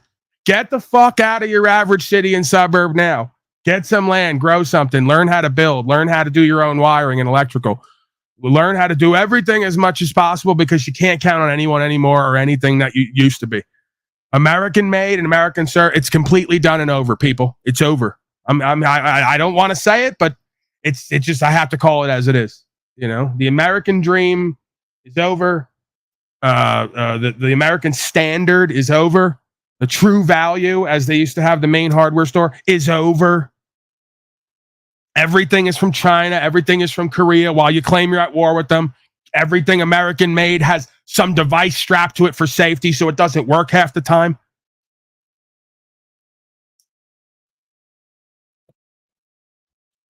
I'm sorry, Brian O'Shea. You're too nice of a guy. You shouldn't have to witness this. What the fuck? I'm cursing. I'm screaming. I'm acting out again. I threw Jack Talcott the fuck out of here. We know he's about peace and love. I mean, why would I do that? Nah, man, it's fucking exactly what goes through my head. I'm gonna take Nubs up on his goddamn offer. I swear to God, O'Shea, I swear to God, I'm going to fucking smack you in the back of the head. If you fucking go to Nubs' place and you start hanging around in a hammock, jerking off all day and gambling, right? If he's bringing you over there, it's to be fucking working and creating something.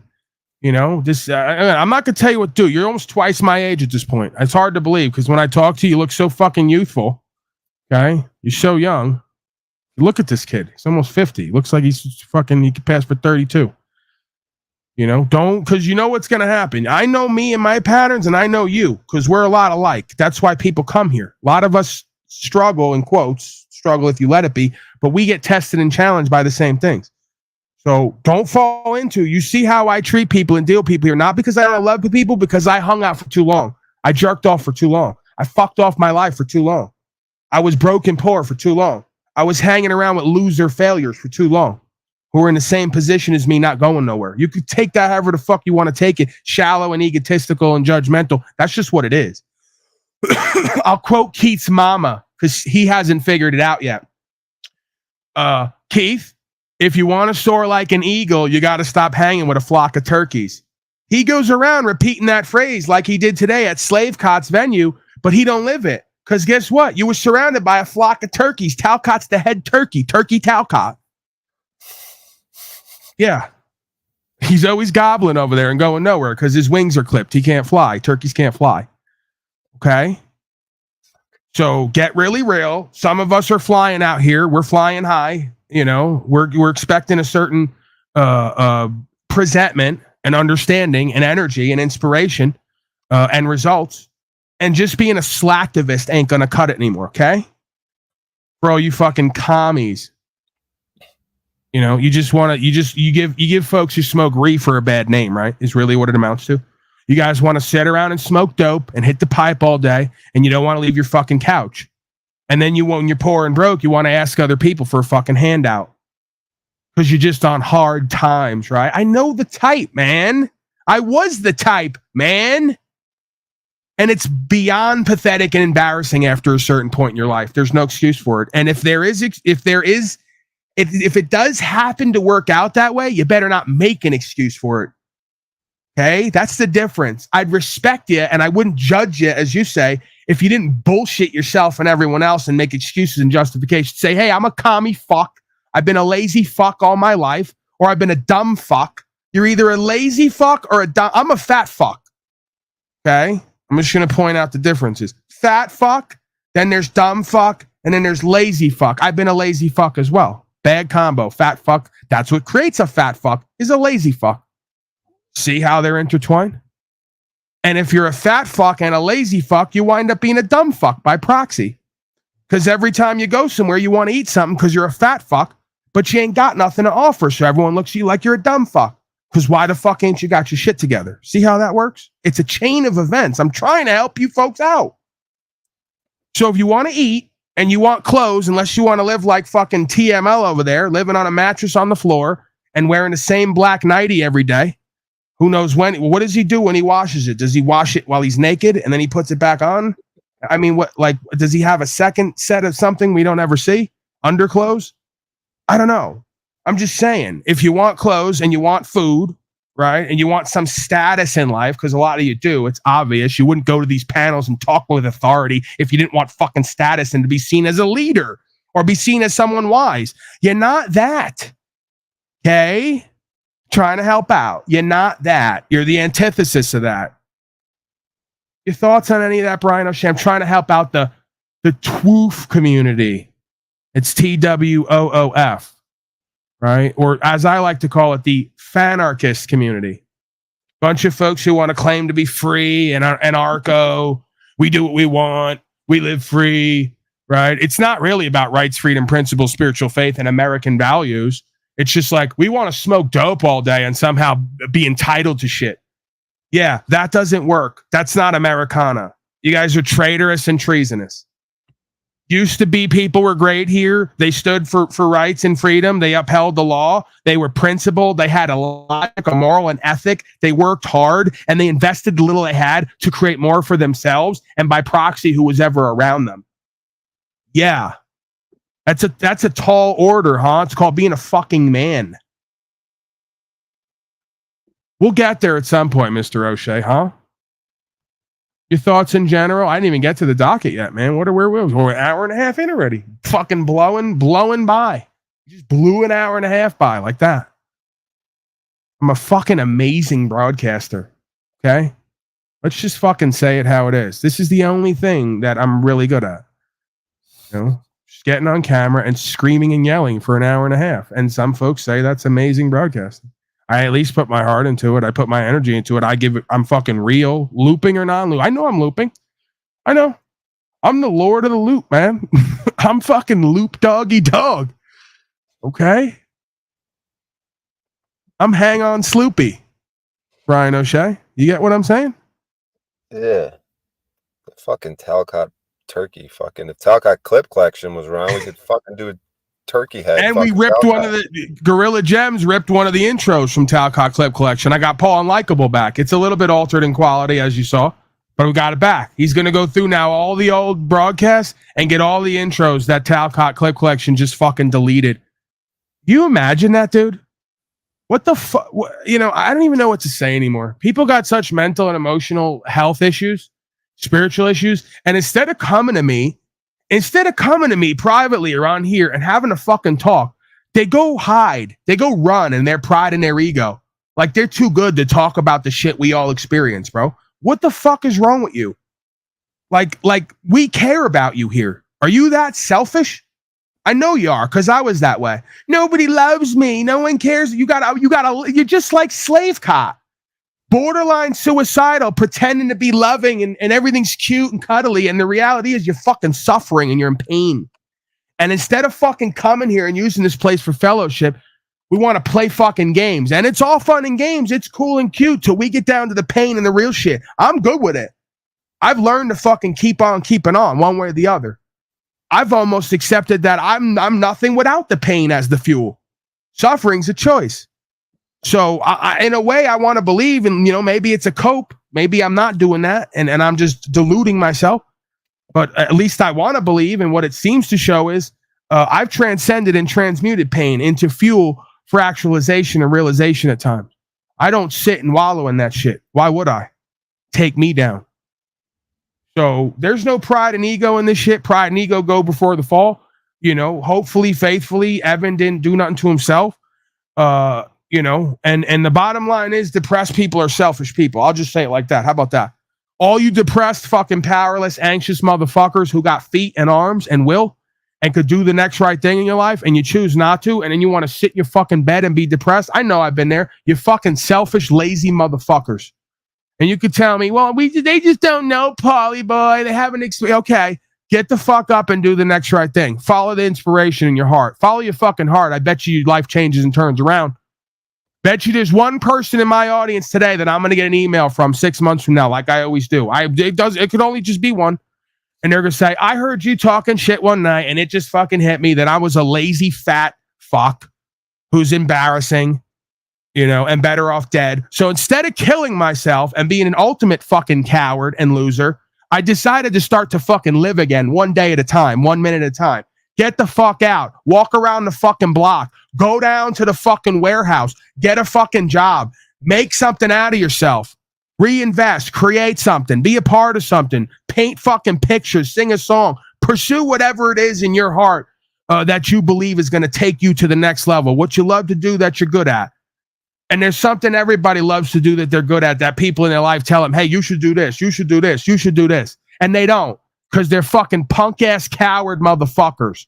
And that's why I respect Brian O'Shea, because he'll get on a fucking stage. He'll take the mic with almost no material. I've seen him do it, okay?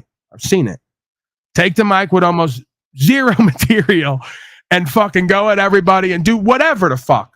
And it doesn't even matter at that point, because the biggest fucking hurdle of getting on stage is getting on stage. Now, take it to the next level. If Brian O'Shea can overcome that, he could do anything. And that's what he doesn't understand, it seems. If he could overcome that, he could do anything. The problem, it would seem to me, is he won't dedicate himself to anything and fucking live it completely.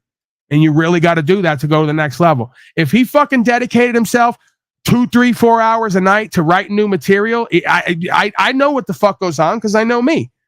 He goes and smokes dope. He sits there. He gets a concept. It doesn't work itself through. And he says, fuck it. I'm not funny. I'm not a comedian. And he goes on jerking off and watching porn. Gay porn, most likely. I don't know that to be true for me, but he's got a look in his eye. Right? So,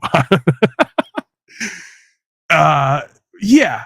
Instead of you fucking getting up every day like I did this broadcast, bro, you think when I start this broadcast, or even when I do it most of the time, when I'm not in my flow, that I think I'm a great broadcaster or even good?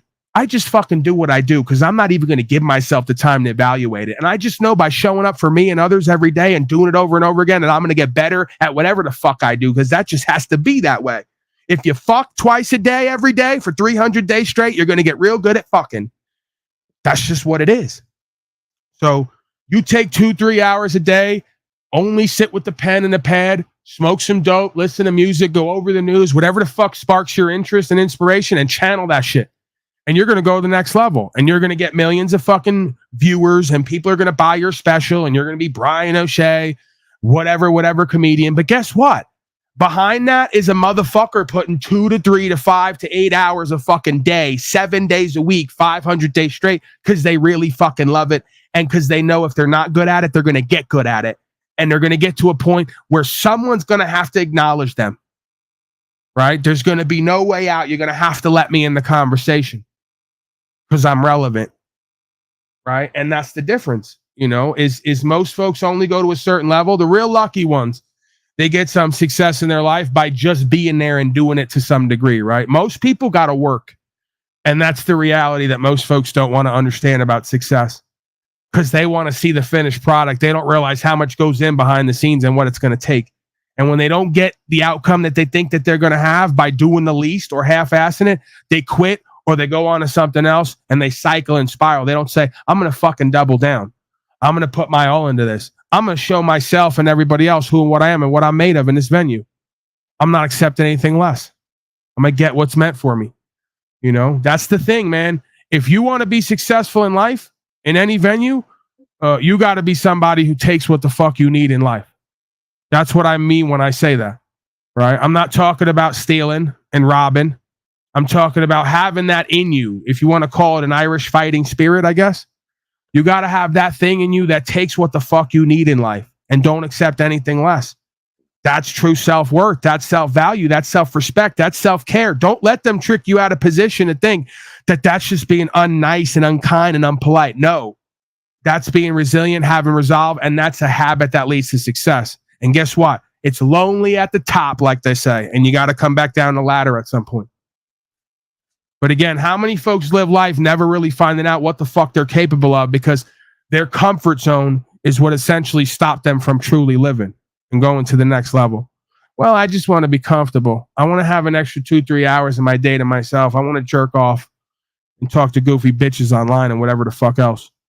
Go to Walmart and look at the selection of turtlenecks, because seasonal wear. You know? Like, no, you put 2 or 3 hours a day into what the fuck you love to do and you get really good at it. And then at some point you get recognized for it by yourself and by other people. And then you get to say, well, I did that. I'm pretty sure that's part of what life's all about, creating experiences, creating a path for yourself, being recognized as a leader in yourself and in your field. And guess what? To be a leader in yourself and in your field, yeah, it takes logic, morals, ethics, and work. That's why they say God helps those who help themselves. Turns out you don't get what the fuck you want or what you need in life by sitting the fuck around and praying and waiting for it to fall in your lap. That's all bullshit, at least from my point of view. Somebody else has any other ideas, they could show me and tell me. I'm open to it. But that hasn't been my walk in my experience. There's a little bit of that, right? You put the time, energy, and attention in, you may not have to break your back and something will show up for you at some point because you're doing what's meant for you and because you're not going to stop and you're not going to doubt it and you're going to put your all into it and you're going to stay true to yourself, honor your fucking spirit. Instead of having your mama's spirit, honor your spirit.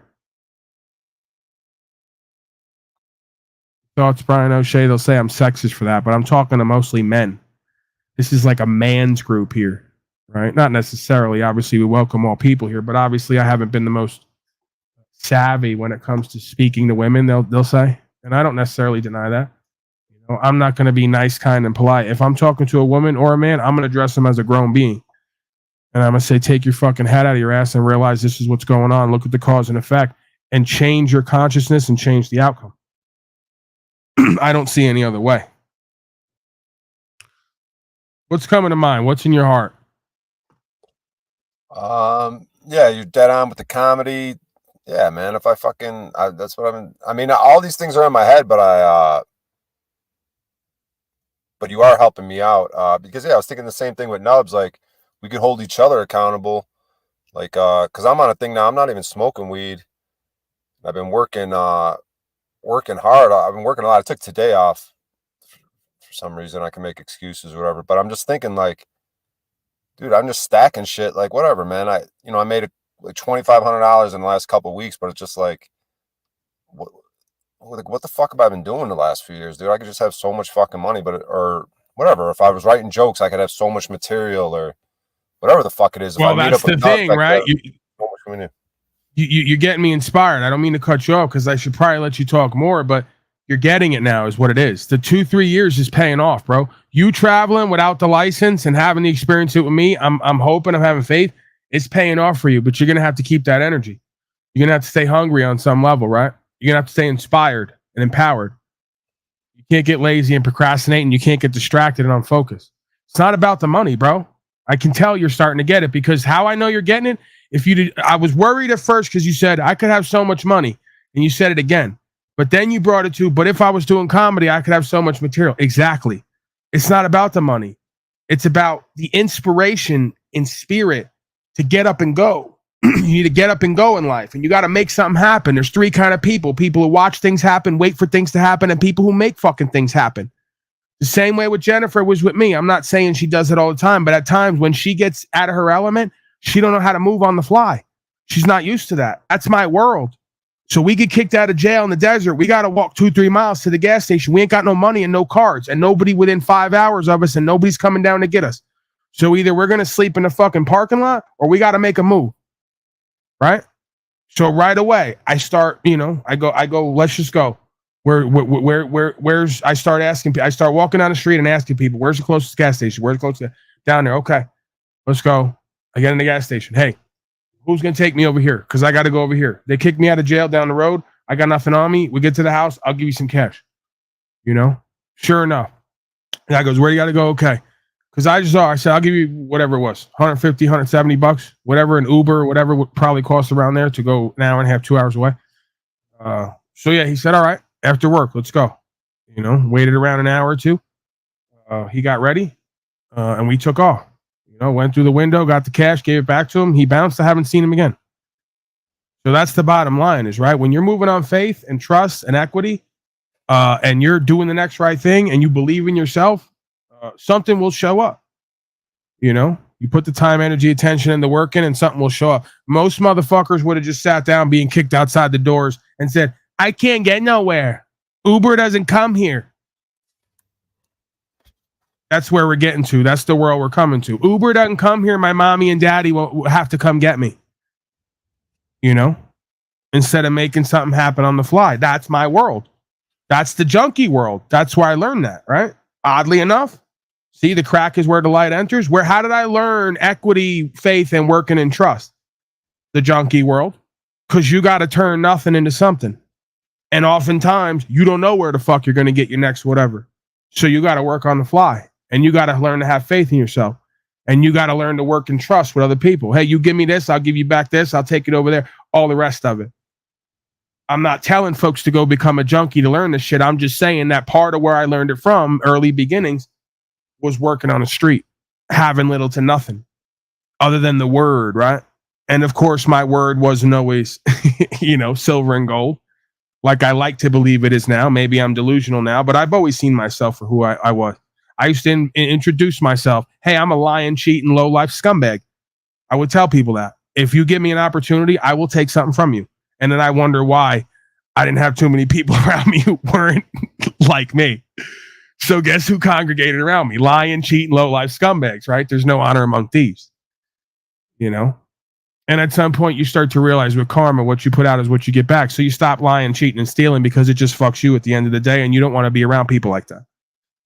Right? So that at some point I decided, hey, I want to be around loving, caring, but more importantly as well, because again, they go this and that. It's not this or that. A lot of these bitch ass motherfuckers on here want to talk about love and care without the logic, morals, and ethics, and put in the time, energy, attention, and work and the resource.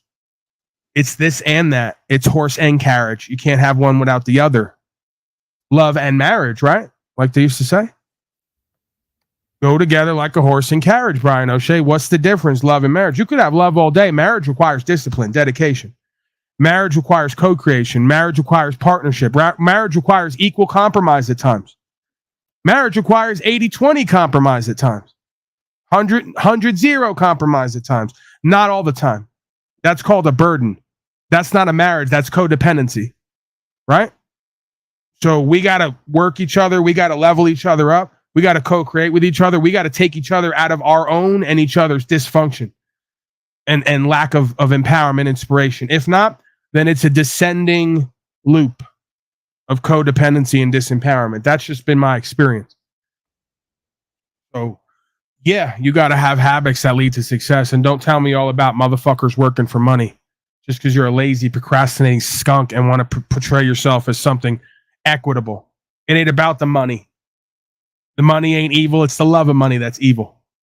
So if you love yourself and you're doing what you love to do, it ain't about the money. The money shows up or it doesn't. Just like what the fuck I do here in my life. I told you folks, first you get the respect, then you get the power, then you get the money. So that's the opposite of first you get the money, power, and respect. That's the way these slaves live, and they don't understand this other way. First, you get the self-respect, then you get the empowerment, inspiration, then you get the money. By the time the money shows up, you're already successful. It was never about the money.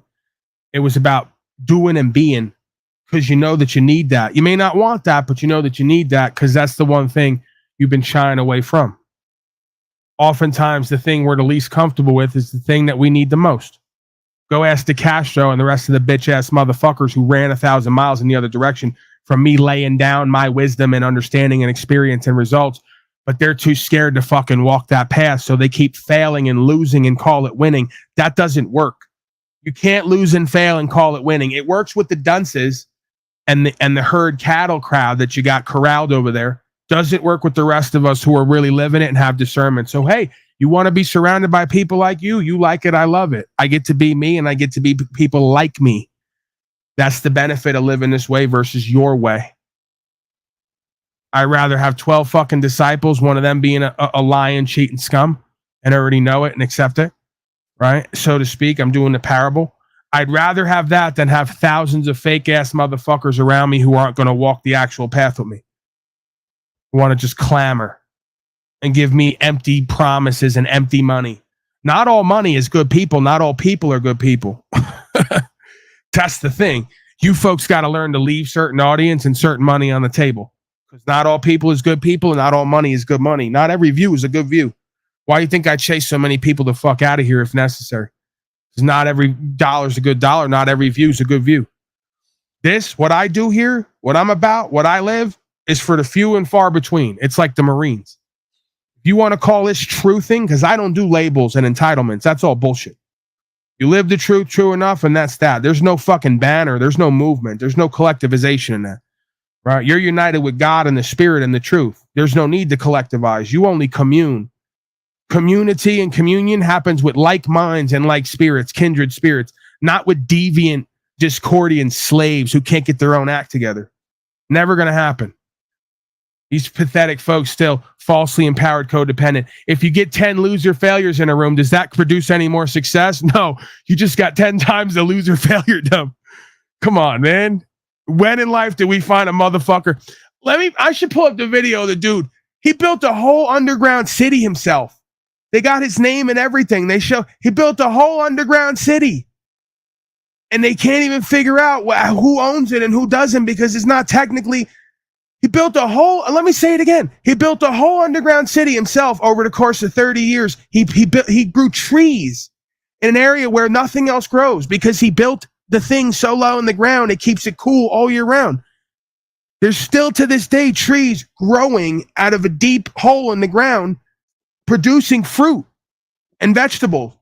They're still using what this guy built years ago that he built over 30 years and planted fruit and vegetables, and they can't do it, or they won't do it. It's not that they can't, they won't, because they're weak ass, cowardly, bitch ass motherfuckers who don't want to see anything through. How do I know? Because I know me, and I know what I've had to do to start to work on changing that. That's all that is. Yeah. Go ahead. Today I was in the library fucking watching videos on how to build shit with bricks. So like, you know, if it works out going there with Nubs, I know he knows how to he said he knows how to build houses and shit or build shit. I'm sure we could do some of that out there. I mean, on top of whatever else. He said he's got work. But yeah, like I was thinking the same thing. I'm not going out there to fucking hang out. Like G came on my broadcast the other day and he's like, yeah, man, you know, there's gotta be somewhere you could chill at, somewhere to fucking hang out. I'm like, dude, I don't like that language, chill and hang out. Right. Like I said, and they're going to start to say, you're really not nice and kind and polite, O'Shea, because you want to succeed now, right? Once you start to really want to live and succeed, you don't like motherfuckers talking to you like you're just another drifter, slacker, loser, failure. There's got to be some couch you can crash on, bro. I go, gotta go. I'd rather get a tent, live on the public land, have to work harder every day than crash on some loser's couch and just degrade with them.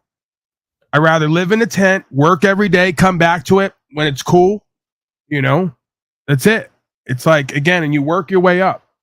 But that's, you're starting to get it. I don't know if you've ever been in this state before, but if not, then you're going to see a change in yourself and how you live if it's an authentic, inspired state of beingness. Because, yeah, you're tired of accepting less for yourself. There's no reason for it. You're able-bodied.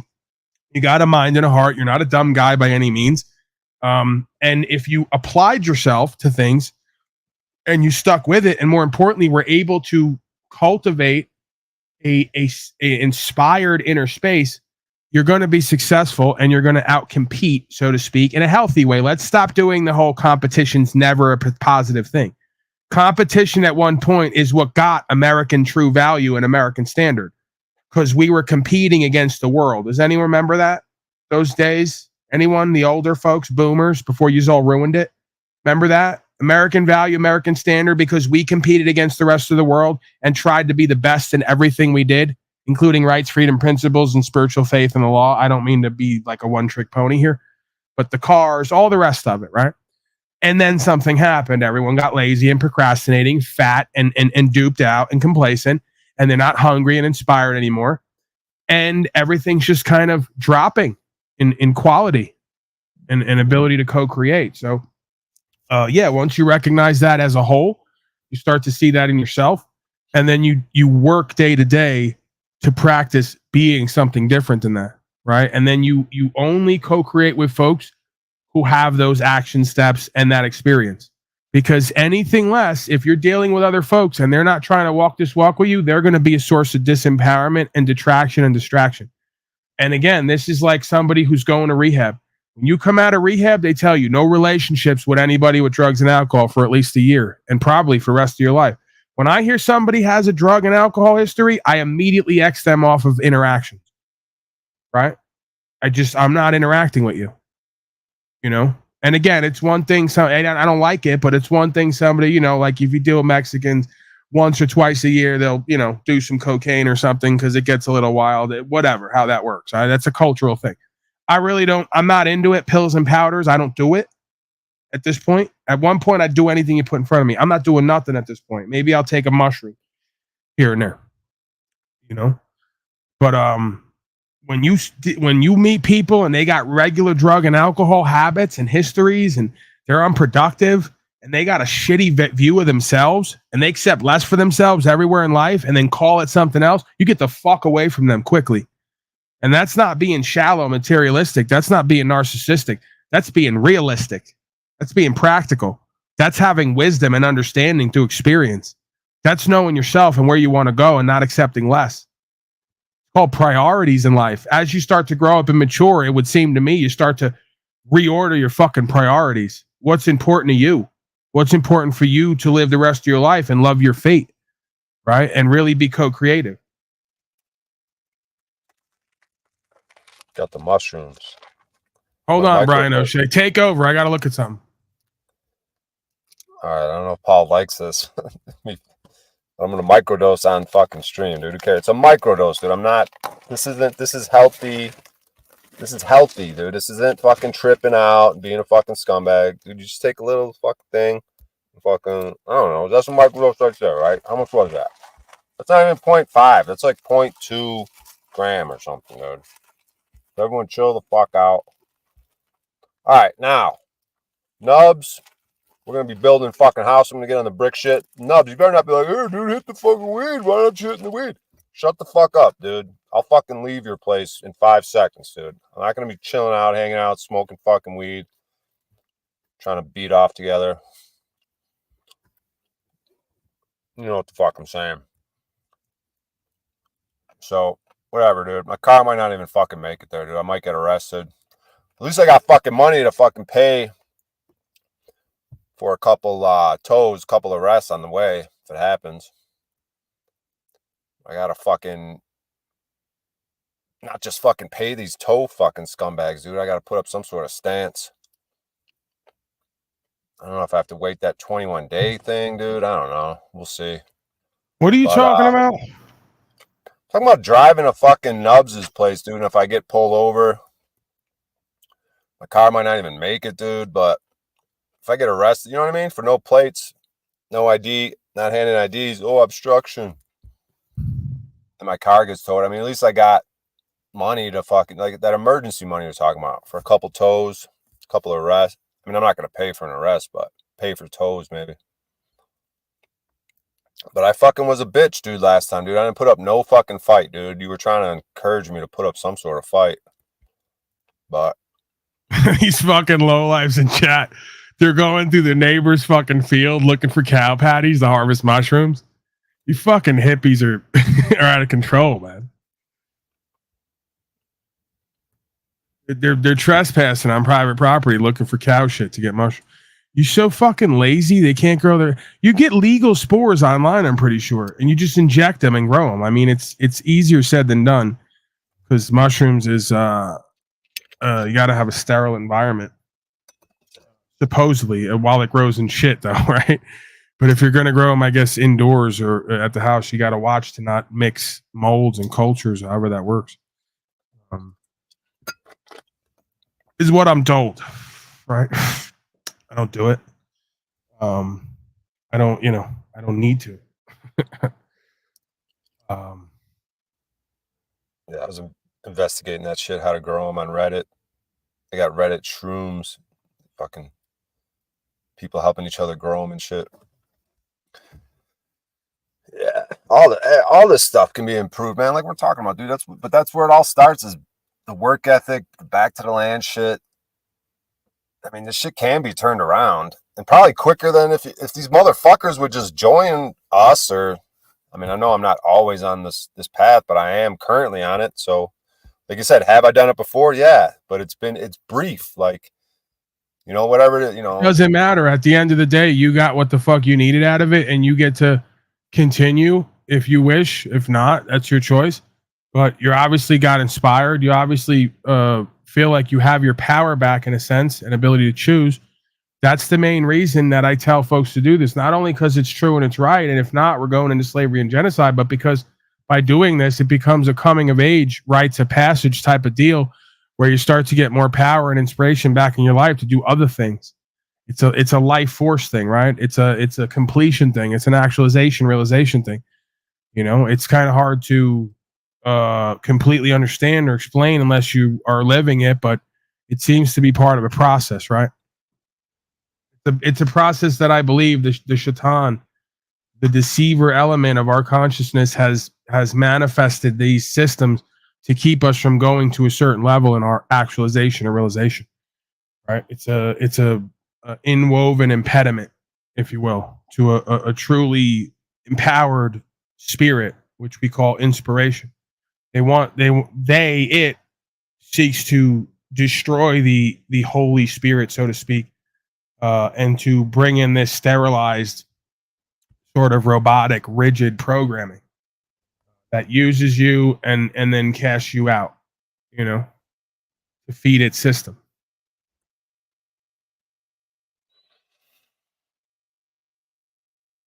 Yep. Just like the macrocosm and the micro, dude. Just like people want to doing these panels, want to use, kick you out. Fucking. I'm gonna be fucking the sale. This fucking Timmy gives me this salesman book, dude. It's called The Power of fucking whatever the fuck, dude. Cold calling. It's called The Power of Now by Eckhart Tolle. Dude, the power of scripts, dude, and fucking getting the sale done on the phone, dude. I'm listening to this goddamn audiobook. Can I offer you a Power of Now book? Soft cover. I can give you the hard, but it's going to be a little more expensive. I just came up to ask O'Shea. I can give you the hard, but you're going to have to bend over to receive it. Go ahead. It's usually not hard. It's just always flashy, like my demeanor and personality and conviction and faith. But, you know, Right. I'll give you the hard one. Yeah. Yeah. You know, O'Shea, you imagine I just came up Talcott to say- fucking? He's probably like a No, dead please. fish. He's probably like, Fish, yeah, Flop- it's all flopping about around. love. But see, that's the thing. He's not. Talcott's so full of shit that you know that when he goes to, like, he's the other way. He's a deviant, and he tries to pretend that he's loving and caring, and he doesn't have a dark side, and it oozes out of him. And then you go to the room, and there's like a clear box that he puts the woman in, and then like various implements to make the woman like feel pain, right, and submit. Like that's the reality of what goes on. Like we think because he has us fooled, right, at first glance. Like Talcott's a dead fish. He's totally a non-threat. You know, like he's just happy-go-lucky. And then when you see him freak out and do his Nazi cot, and then all the rest of the stories, you start to build out a picture of like he's the guy who, in Anthony Hopkins, the movie, what's the one, Hannibal? He's the guy who puts the genitals between his legs and dances around the room and says, "I'm a woman," and then keeps the woman in the hole and throws shit at her. Like just to see her suffer and be humiliated. That's definitely him. I've seen him do it. I'm like, well, metaphorically, I'm not saying I've actually seen him with the hole in the woman. I'm saying online, metaphorically, he will definitely do that. Buffalo Bill, right? This guy knows. That's him. I think that's why he won't get rid of the house. You know, I speculate that that's where the 300 a month is going. He's got all his implements and all his infrastructure Right. there. He Dude, can't you know leave. how much? You know how many bodies are buried on that property? Oh man, he can't get rid of that Some house. folks might say. He's yeah. Well, of course, Timmy. I would never claim that. You know, allegedly is what I've been told by Snafu Snaps and Chemo, named after the cancer treatment. Which is it's a great name. Yeah, basically anything said here is just some folks. All we're saying is what some folks might say. The entire Right. stream. It's very All Clausen. 700 days. The in a late row. night Clausen show. Yeah. Everything is third party. Oh man. Fascinating. So yeah, O'Shea, you fucking read the book. How much percentage you done? We got work to do Monday morning, bro. You got to get on it. I know I've been listening. I put it on when I go to bed. I put it on during the day sometimes. What's the name of that fucking book again? Power Scripts. Power phone scripts. Monday morning we start. We got getting rock and rolling. Hi, I'm Brian O'Shea. Can I interest you in a list of products? Can I interest you in a VoIP? A VoIP. You might be like me, sir.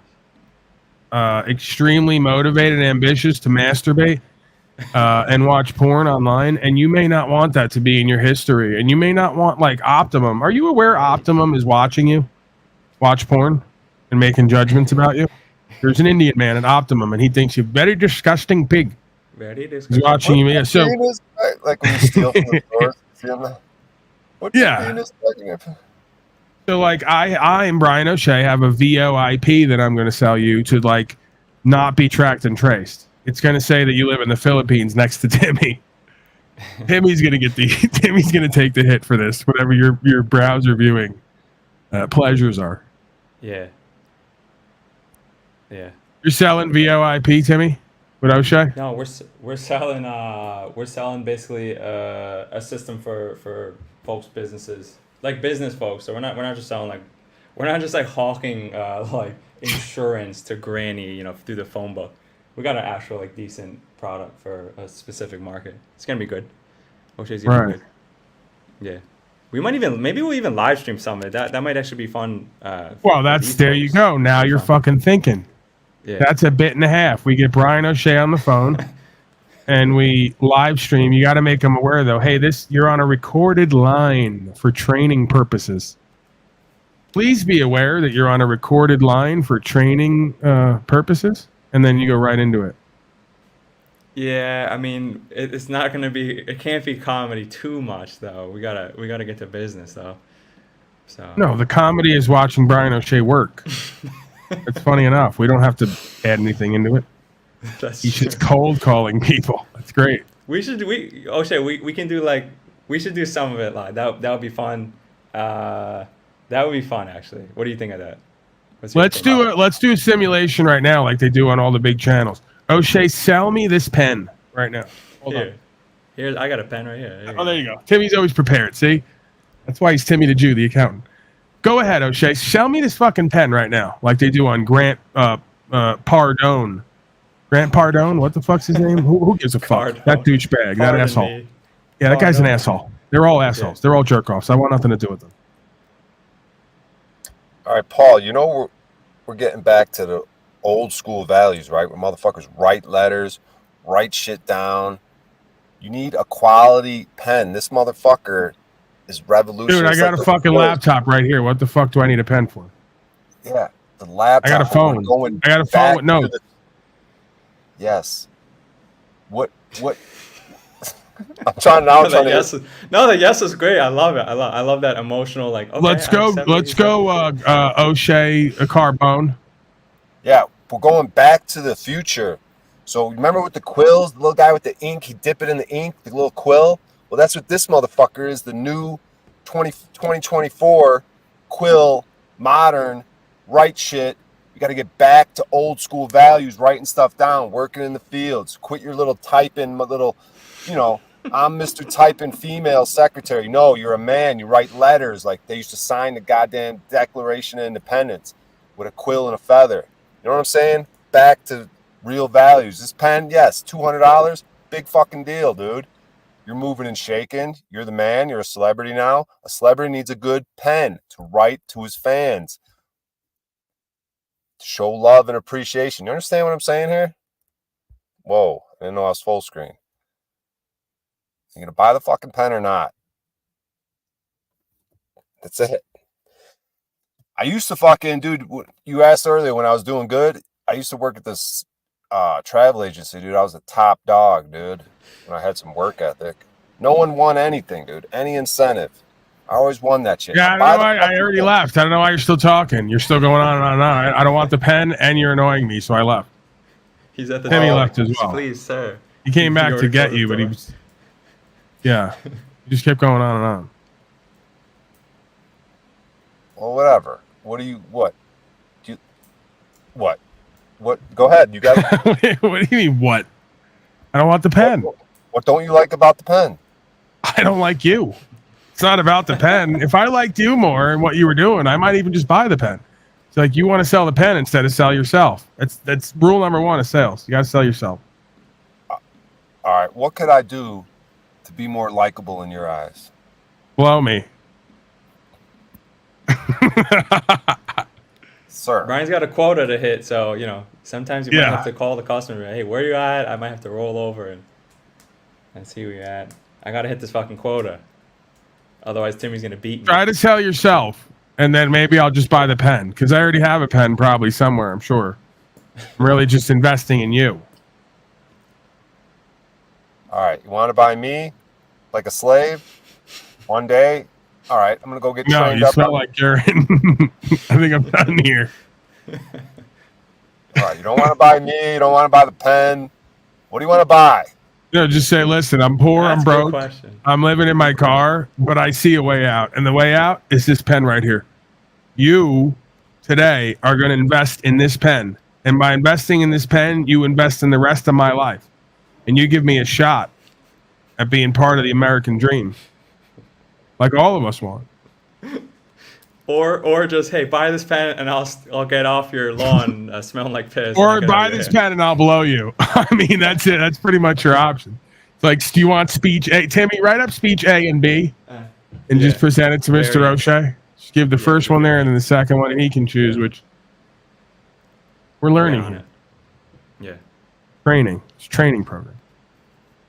All right, O'Shea, be fucking ready because we might be living this stream to the whole world, okay? So you better be on your fucking... The whole world is in like 1,001.5 to 2,000 people again because they threw me out of the algorithm. So that was short-lived. It was about 4 days. I might be on Nub's property. Can you imagine Nubs? Maybe Nubs will join the team. If he fucking responds, where you at, Nubs? Someone get a hold of this guy. I'm trying to come over there. So... You want to buy a pen? he's not made for I mean, he is made for radio and phone and not on video. But still, he's got a face for radio, but then he also doesn't have a voice for radio or phone either. Hello, do you want to buy a pen? I can't modulate my fucking tone more past this octave. That might work though, right? If they want to get him out of their life, they just buy the pen. Right? Like if he applies that horrible, annoying voice and just keeps showing up in their life with the pen, they just buy the pen to get him out of there. Yeah, and maybe a replacement once a year. People can just hang up though. Do we gotta that's why you gotta go. You gotta get a foot in the door, like they say. You gotta go knock on doors and put your foot right there. Whoa! That's assault. I'm pretty sure you gotta buy the pen now. O'Shea, please. O'Shea, please. God. This is a training session. You're the student here. You're the slave. Why don't you understand the order here? Gassed up by 7 a.m. because we might just pick some local business. I might send you down locally. That would be great too. It's literal phone, physical door knocking, cold like you used to do with your insurance scam or whatever that was. I never did door-to-door sales. I don't think like that. You beat it like Michael Jackson. That's why your neighbor said I remind him of Nicolas Cage because I'm gone. This guy rocks. But watch this right here. Look. Who does this the most on the window? The kids, the dogs that are ugly black guys that eat fried chicken. Now you see these water spots? Look, they get whiter than my elbows without lotion. Watch this, Dad, and I'm watching here. Because Stevie Wonder says seeing is believing. And I got a disease called enthusiasm, so I'm going to cut straight to the mustard. Watch this, though. Don't laugh too hard because the neighbor's going to see this black kid scrubbing your window, okay? But look, wax on, wax off like Mr. Miyagi. Remember the Karate Kid? Now watch this, the air dry. Look, it puts a coating on your window. No water spots, no fingerprints, no streaks. That's why we can't sell it to criminals. Don't tell OJ or Tiger Woods, okay? They've been loving this stuff. Now, Dad, you and Mom, y'all would agree. Oh my God. You see this right here? Who did that one?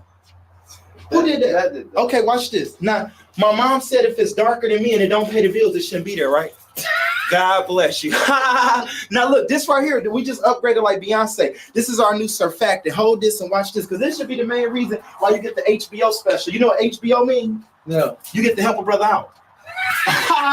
Yeah, I've been on the road like toilet paper. Half of your neighbors in the community, they said they just go get it because I'm funny, because this stuff sells itself. Look, you just go back and forth like an argument. Now, I ain't Jesus, but look how I split that like Moses did the Red Sea. Paint me green, call me a pickle. And look at this right here, look. Goes good with chicken. Don't drink it though, it'll give you the Hershey squirts. But look, that one bottle lasts longer than my last relationship. Y'all got water, right? Yeah. High five, you qualify to use it. Oh yeah, Mom. Now, this is my last demo, and I'm out your hair quicker than your favorite shampoo. Y'all familiar with these right here, Sharpies? Yeah. Now watch this. Even though I'm black, it ain't black magic. It just worked. Because look, say you got this in the clothes or the carpets of the laundry. Would you agree that's hard to get out? Probably. Would you throw it out, shout it out, get OJ to stab it out, Mike Tyson to bite Throw it it out, out. Kobe Bryant to... Well, he was, Oh, okay. You were done. it was a multiple choice funny joke. Because you know you can't put bleach on colors, right? Sure. Look at this. This safe on colors. That's why we couldn't sell it to Sammy Sosa. But look, you just spray the spray, right? Now, this right here takes out ink, blood, coffee stains, grass stains, Kool-Aid, lipstick, gum glue, candle wax. Would you say that's whiter than the Colgate Smile? Not. Oh my goodness, you see that? Should I use it on my teeth? It ain't Jesus in the bottle. I use mine, they turn brown. No, I'm just kidding. But no, you just use it on for your house. What's the hardest thing to clean? Would it be carpet, the tile, barbecue grills, the shower doors, that oil and rust in the driveway that's blacker than my mother but not as beautiful, or that calcium right there? Can I put this on YouTube? Yes, ma'am. What are you selling? What is it? Personality. Sure. But this sells itself though. It's called Advantage, the Wonder Cleaner, best thing since cake and ice cream. Now, unlike Madonna, it's never been touched. So you only put 2 caps in the bottle. And I just come, most your neighbor, they just get it because they like me. Y'all familiar with Tony Robbins? Yeah. See, I'm taking this course because this is how Jamie Foxx started off door to door. And he said 2 years of door to door selling is equivalent to 4 years of college communication, how you interact with different people. That's why half of the neighbors don't buy it because of work. They just get it because they like my tenacity, because they said it in an easy task going door to door. How much is it? I'm pretty sure Windex and bleach ain't never knocked on y'all door, made you laugh when mom went and got the camcorder just to tape it, right? High five. That's all I'm saying. But what y'all do for a living? Y'all must be in sales too, huh? Kind of. I know, because your house bigger than my whole neighborhood. And Zig Ziglar said every great salesperson buy from a good one, right? God bless you. But that's why I said, just try the one. You only got to buy the case today like Matt Light. My mom said you can't get the whole chicken, at least get the wing, right? And oatmeal beat no meal. But like I said, you only put 2 caps, 20 ounces of water. So that one bottle make you 68 sprayers. But you should just save my autograph because by the time you run out, you probably see me on Last Comic Standing. And then you go to eBay and get your money back. Because even Jesus said if you give a person a fish, you can feed them for a day. But if you teach them how to fish, you can feed them for a lifetime, right? Sure. God bless you. But if y'all had it, what would you try it on first? That right there, or the hard water spots, or just because I'm funny? What? I don't know. How much is it? Well, the one bottle is just 36 a bottle, and you get a spray bottle. It makes you 68 bottle. I just get 50% of that because if I don't sell none, I don't get none. That's why your neighbor, he said, I'm just going to get it because you're funny. Because the one thing that your neighbors did say that, look, right here, you know, all of these cleaners, this is another joke, though, so take this one. But you know, all of these cleaners right here y'all use, they said this stuff is like a pregnant lady on welfare. It don't work. Okay. You get it? Because you know, there's Clorox, Simple Green, Floor, non-comic, Spick and Span, Pine Sol. Y'all probably use a lot of those, right? Mm-hmm. Now, if you had a choice of grabbing a solid dollar or 100 pennies, what's easy? Dollar. High five there. So you sharper than Gillette. That's what I'm talking about. Now, this should be really the check test for y'all, though. Now, Mom, you see y'all door handle? That brass?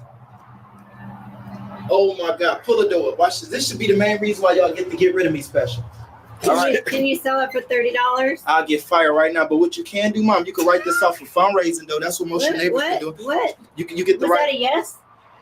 I like you, Mom. You must be a teacher. No. Because you got a lot of class. But you see right here, though, for real.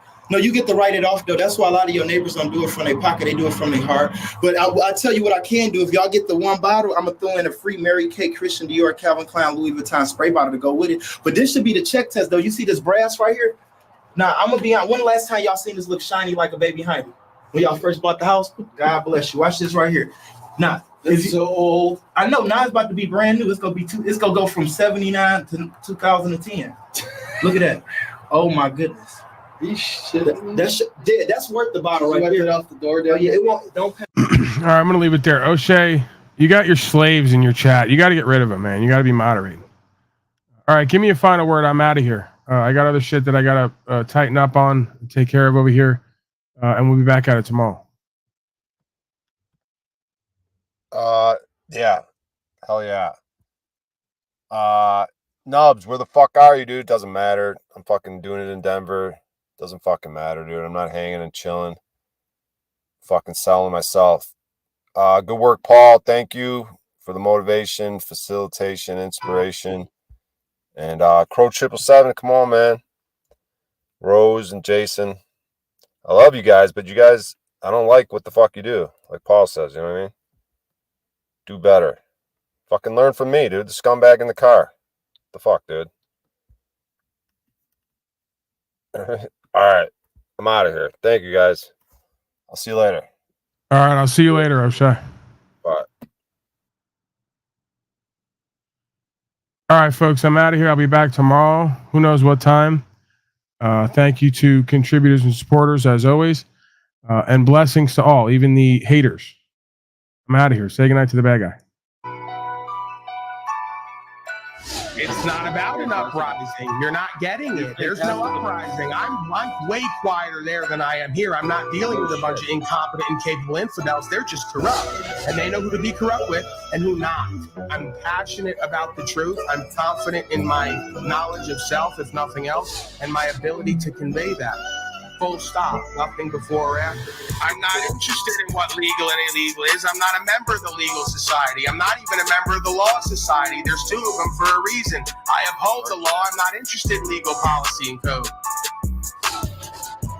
You don't know what you need to know about legal and lawful common law, and just by speaking, you get yourself wrapped up in their jurisdiction.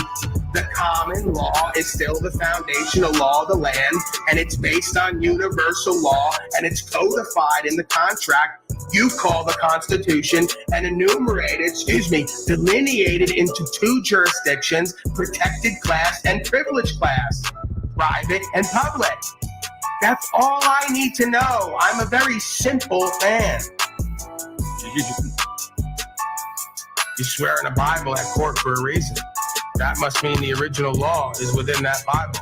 So if you can interpret that original law properly and convey it properly with the proper countenance, you will be free from latches, vice, and bondage, as the word indicates.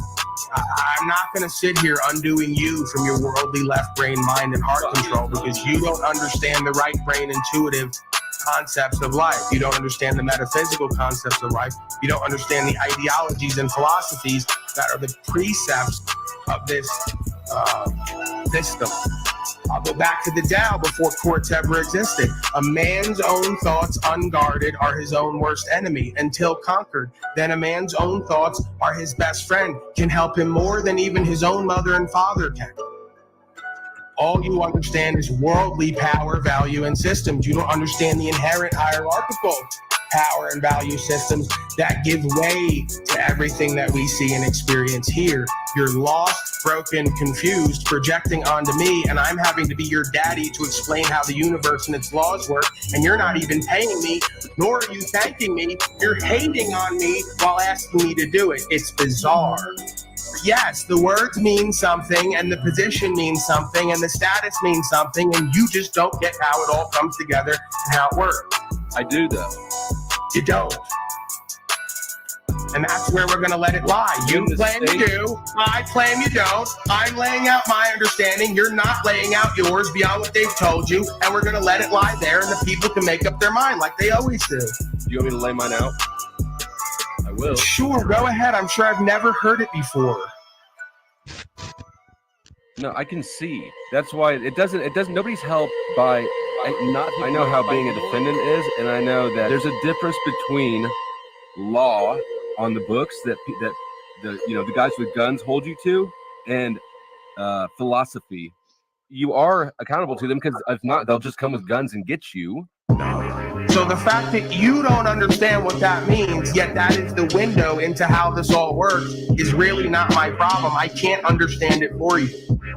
And for you to sit here, go ahead, waste our time, energy, attention telling me how you think it works based on what you see, when we already know you're the type of person who looks and does not see. There's an etymological sound understanding that is spoken about. The origination is common lore, because all of law and philosophy is passed down orally, not the way you would want it to be, spoken, okay? And through that understanding, we get courts and codifications and legislation. So you might want to do another 5 years at least, another couple thousand hours of study on the origination of law and lore, how it all comes down through the matrix system that we experience on the lowest, most worldly, earthly level, and really put the pieces together about how this all came about.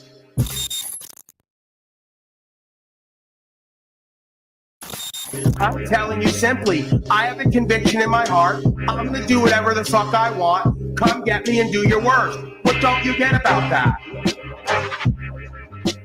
What don't you get about that on the lowest level as a man? What don't you get about that on the lowest level as a man? I'm gonna do and say whatever the fuck I want, and the devil can be damned to come and stop me. There's a lot of people What don't you get about it? solitary. What don't you get about it? Why you're free? Right, because you're a hater. You just admitted it subconsciously. Why is he free? Why isn't he in prison yet? You better go to God with that, or the devil. Stay the fuck away from me and stop projecting onto me, because it's not going to end well for you. Now you can take your leave, and I don't care if you ever come back here. Because I'm done with you. I've been done with you for the longest time. You can't stand that I'm done with you. And the fact that I'm done with you and that they haven't done me in yet eats at your ego. Along with many other things I do that you can't do or won't do, because you're a fucking poor, broke, loser, low consciousness coward. So keep trying to do the equivocations with me and equalizations with me and power struggles and competitions. It goes nowhere for you. All you did was give me more fucking content. Thank you. There is no hate I have for you as a being in my heart. I don't like what you do, and I don't have to. You're a worldly infidel who lacks faith. You're bad faith, and you're dishonorable. Worse than that, you're fucking stupid. God of all media.